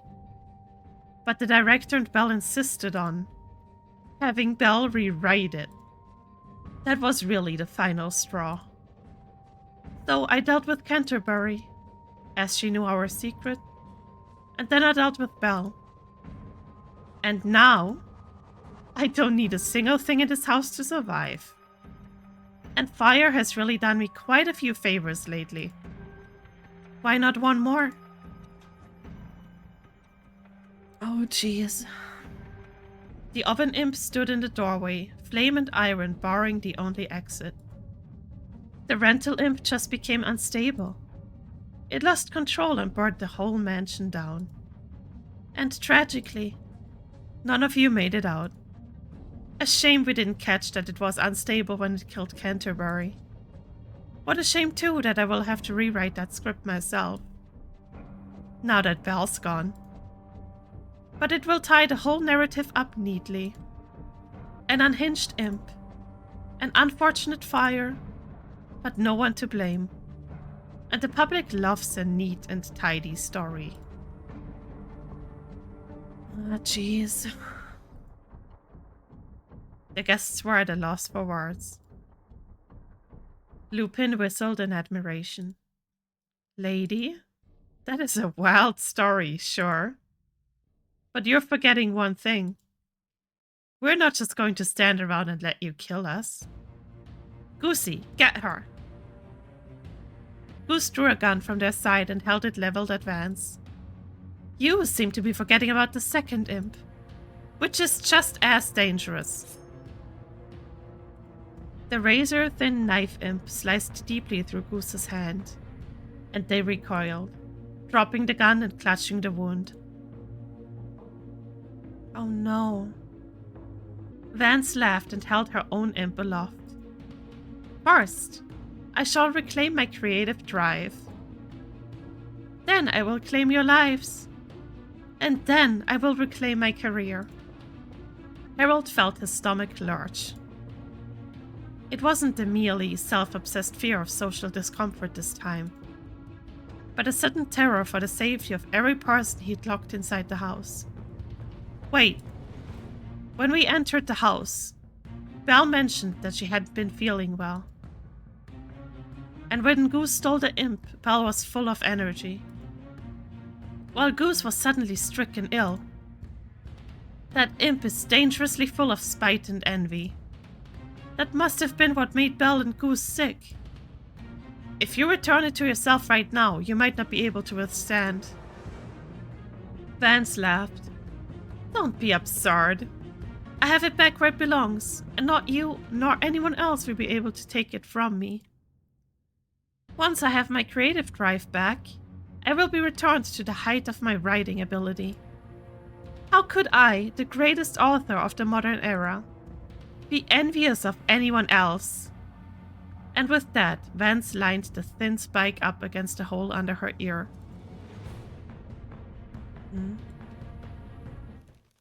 And drove it straight into her neck. Oh, jeez. It's like the same green coloring that our demon has. That Maggie has on her body. Okay. With it reunited to her, she seemed to lose her balance and crumple to her knees. I forgot how this used to feel. I tried to warn you. Imps are complicated. And yours is filled with so much envy. It could poison anyone. But this should be all I needed. To have the same creative drive. Belle had. Vance moaned, trying to focus enough to direct the rental imps in her defense. She probably had no idea this thing was even yours. The cabinet was mostly just fake junk. And she probably would have gotten rid of it if she knew it was what was making her so sick lately. They help me tie her up. What, you just assume I have ropes on me? I mean, I do. But that's a rude thing to just assume. An hour later, as the sun began to rise over Belle's mansion, Lupin and Goose were the first to make a swift exit out of the windows, without so much as a farewell. The other guests left more conventionally. If you can call heading home after harassment for answers by belligerent police conventional. The police cuffed Vance and agreed to bring her in, pending a more thorough check of all the facts. As she was led past Harold and Faraday, she chuckled. You think this was a loss for me? But even if they take me in for a while, I'll still come out on top. Without Belle's notes, who do you think they will be turning to write that script? Who are they going to consult about the direction of the series? Who will write the next story? Soon everyone will know that I wrote the first story. Full creative control. It's my series now. The pair watched her go, her gleeful laugh fading away as she was taken out the door. That sounds about right for the level of justice in this city. Disgusting. If the chain does publish the next story, I'm sure as hell not going to read it.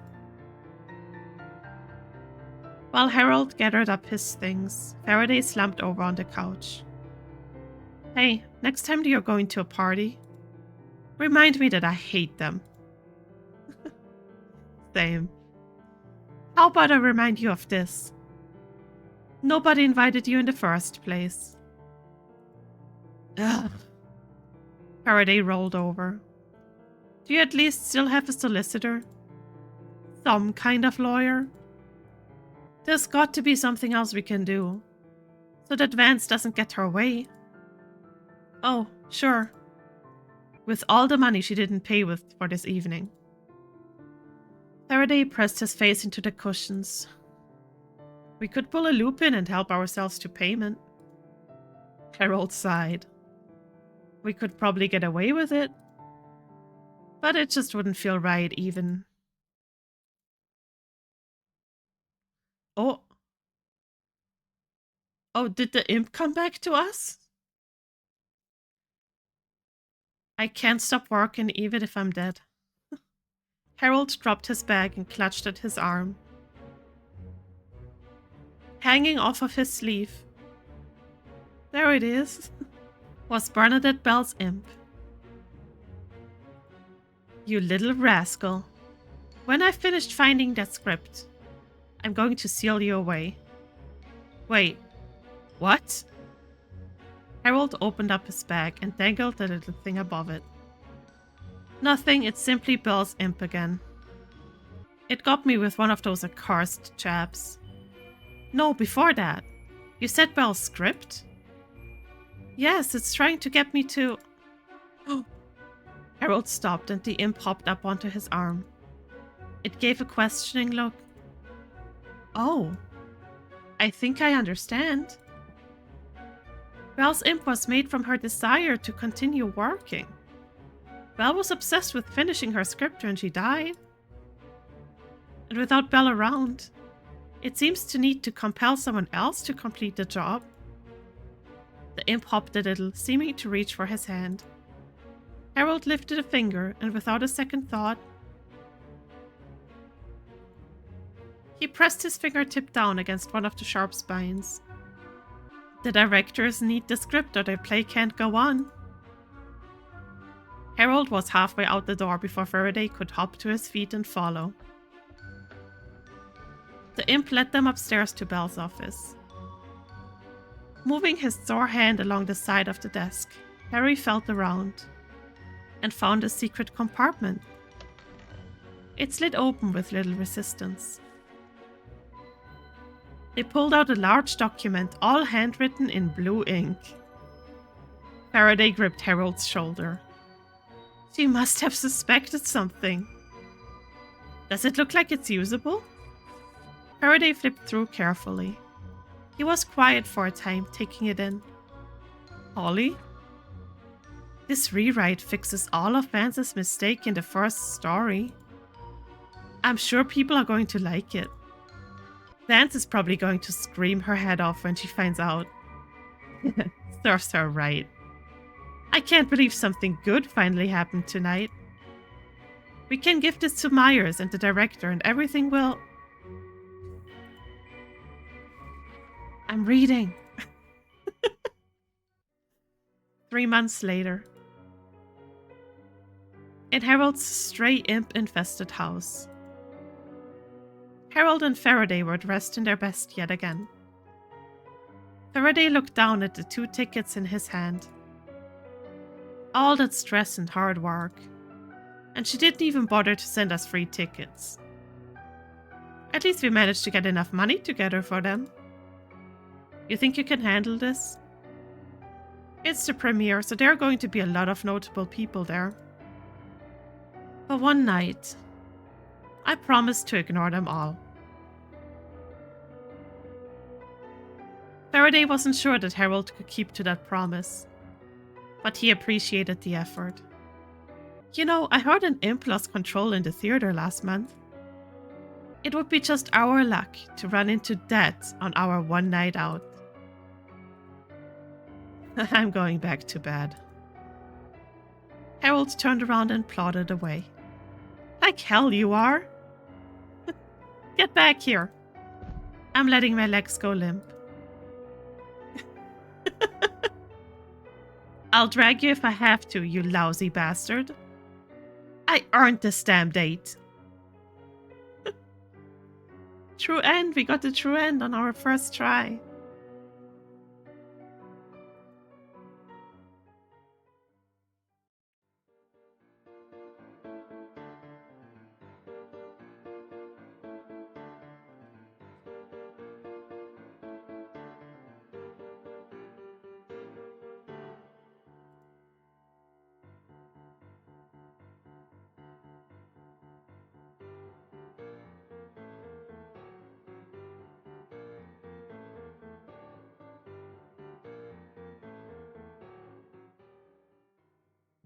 Okay, let's see what happens if we choose the one that isn't the actual culprit. Nowak. Faraday and Harold managed to get everyone together in the parlor. The murderer is none other than Lieutenant Nowak. What a shame that he has no alibi for the time of the murder. Dea, you were with me the whole time. That's not how I remember it. It's a shame, really. If he was a reliable type of guy, the type of guy to sign divorce papers, maybe I could vouch for his character. But as it stands, I just can't say. This isn't funny. I mean, it is kind of funny. Pretty objectively. They... Oh. Would his demon even work on a blind person? You will cease this nonsense right now. Oh no. I will do whatever you want. I'm so sorry. Oh man, get out of here with that. Who would be scared of a big temper tantrum baby like you? Nowak tried to argue, but DeLus continued to mock him. Soon nobody was all that scared of him. DeLus even provided a significant length of rope to keep him restrained until morning. When the sun rose and the seal on the mansion broke, the police were summoned. They arrived promptly, and as he was led away, Nowak put on a stern face. Dr. Harold Ludicael was never paid for the evening's proceedings, and Holly Faraday was never quite convinced that they had chosen the right culprit. But he wasn't overly motivated to clear Nowak's name either. Bad end. Kinda. Kinda. Would you like to choose a different culprit? Yes. Clarice. The killer is Clarice Myers. She got caught snooping on the script and was so embarrassed in front of her idol. So you found me out. Clarice's face contorted and she gave her chilling villain vibe. Who but I, the Duchess herself, could have committed such a nefarious plot? But it petered out quickly into a very joyless frown. Honestly, I would never. How are we supposed to believe you? When you put on that evil face. I just find strong characters comforting when I'm nervous. You see? You can never take down Duchess Baker. Myers put on a brave face, and after that moment, refused to set aside her character. The others kept an eye on her until morning, and when the sun rose and the seal on the mansion broke, the police were summoned. They arrived promptly, and as she was led away, Clarice Myers had a few genuine tears on her cheeks. Dr. Harold Ludicael was never paid for the evening's proceedings, and Holly Faraday never quite managed to shake the feeling that they had made a dreadful error in judgment that day. Bad end.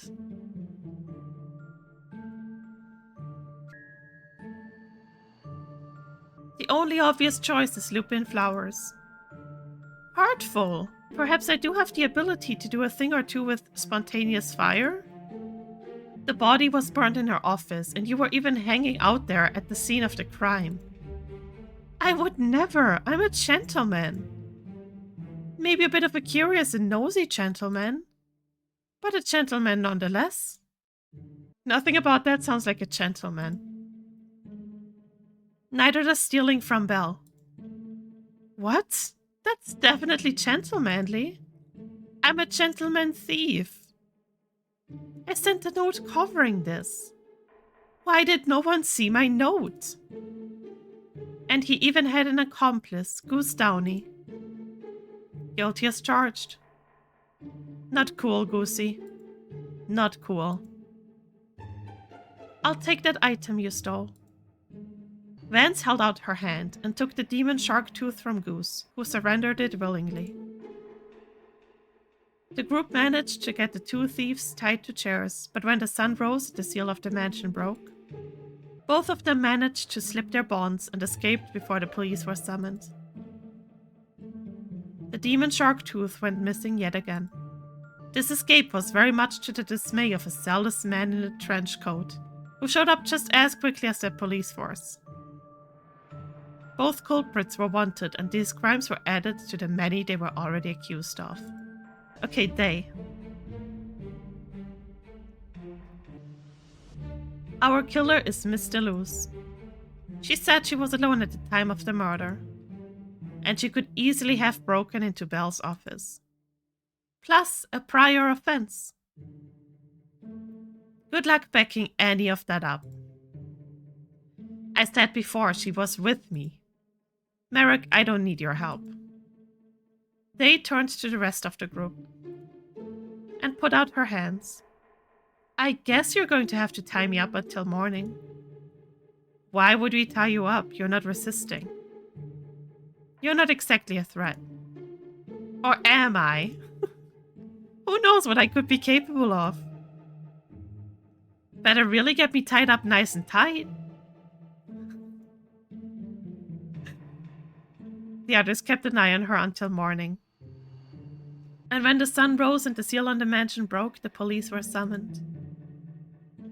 They arrived promptly and treated the suspect with considerably more respect than any of the other guests. Well, of course I would be delighted to come along with you, officers. I'm sure we can clear up this little misunderstanding. Oh, and by the way, did my little donation to the policeman's ball go through all right? I'm very much looking forward to making another next year. So long as nothing might happen to get in the way of it. The police cleared Dea DeLus within a week. Harold was made the prime suspect. While there wasn't enough evidence to convict him, he was treated to a lifetime of surveillance and harassment. On the rare occasions he left home. Bad end. That's the worst end. Jesus Christ.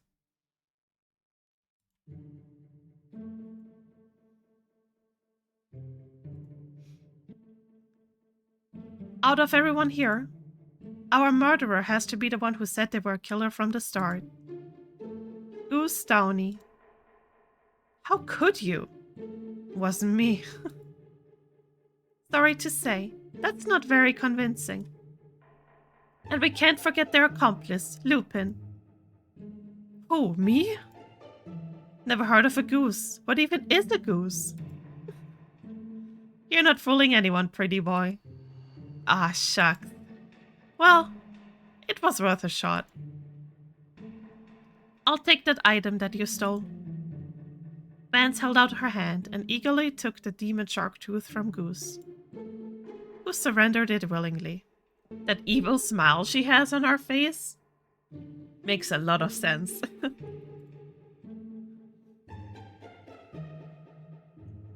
The group managed to get the two thieves tied to chairs, but when the sun rose and the seal of the mansion broke, both of them managed to slip their bonds and escaped before the police were summoned. The demon shark tooth went missing yet again. This escape was very much to the dismay of a zealous man in a trench coat, who showed up just as quickly as the police force. Both culprits were wanted, and these crimes were added to the many they were already accused of. Bad end. No.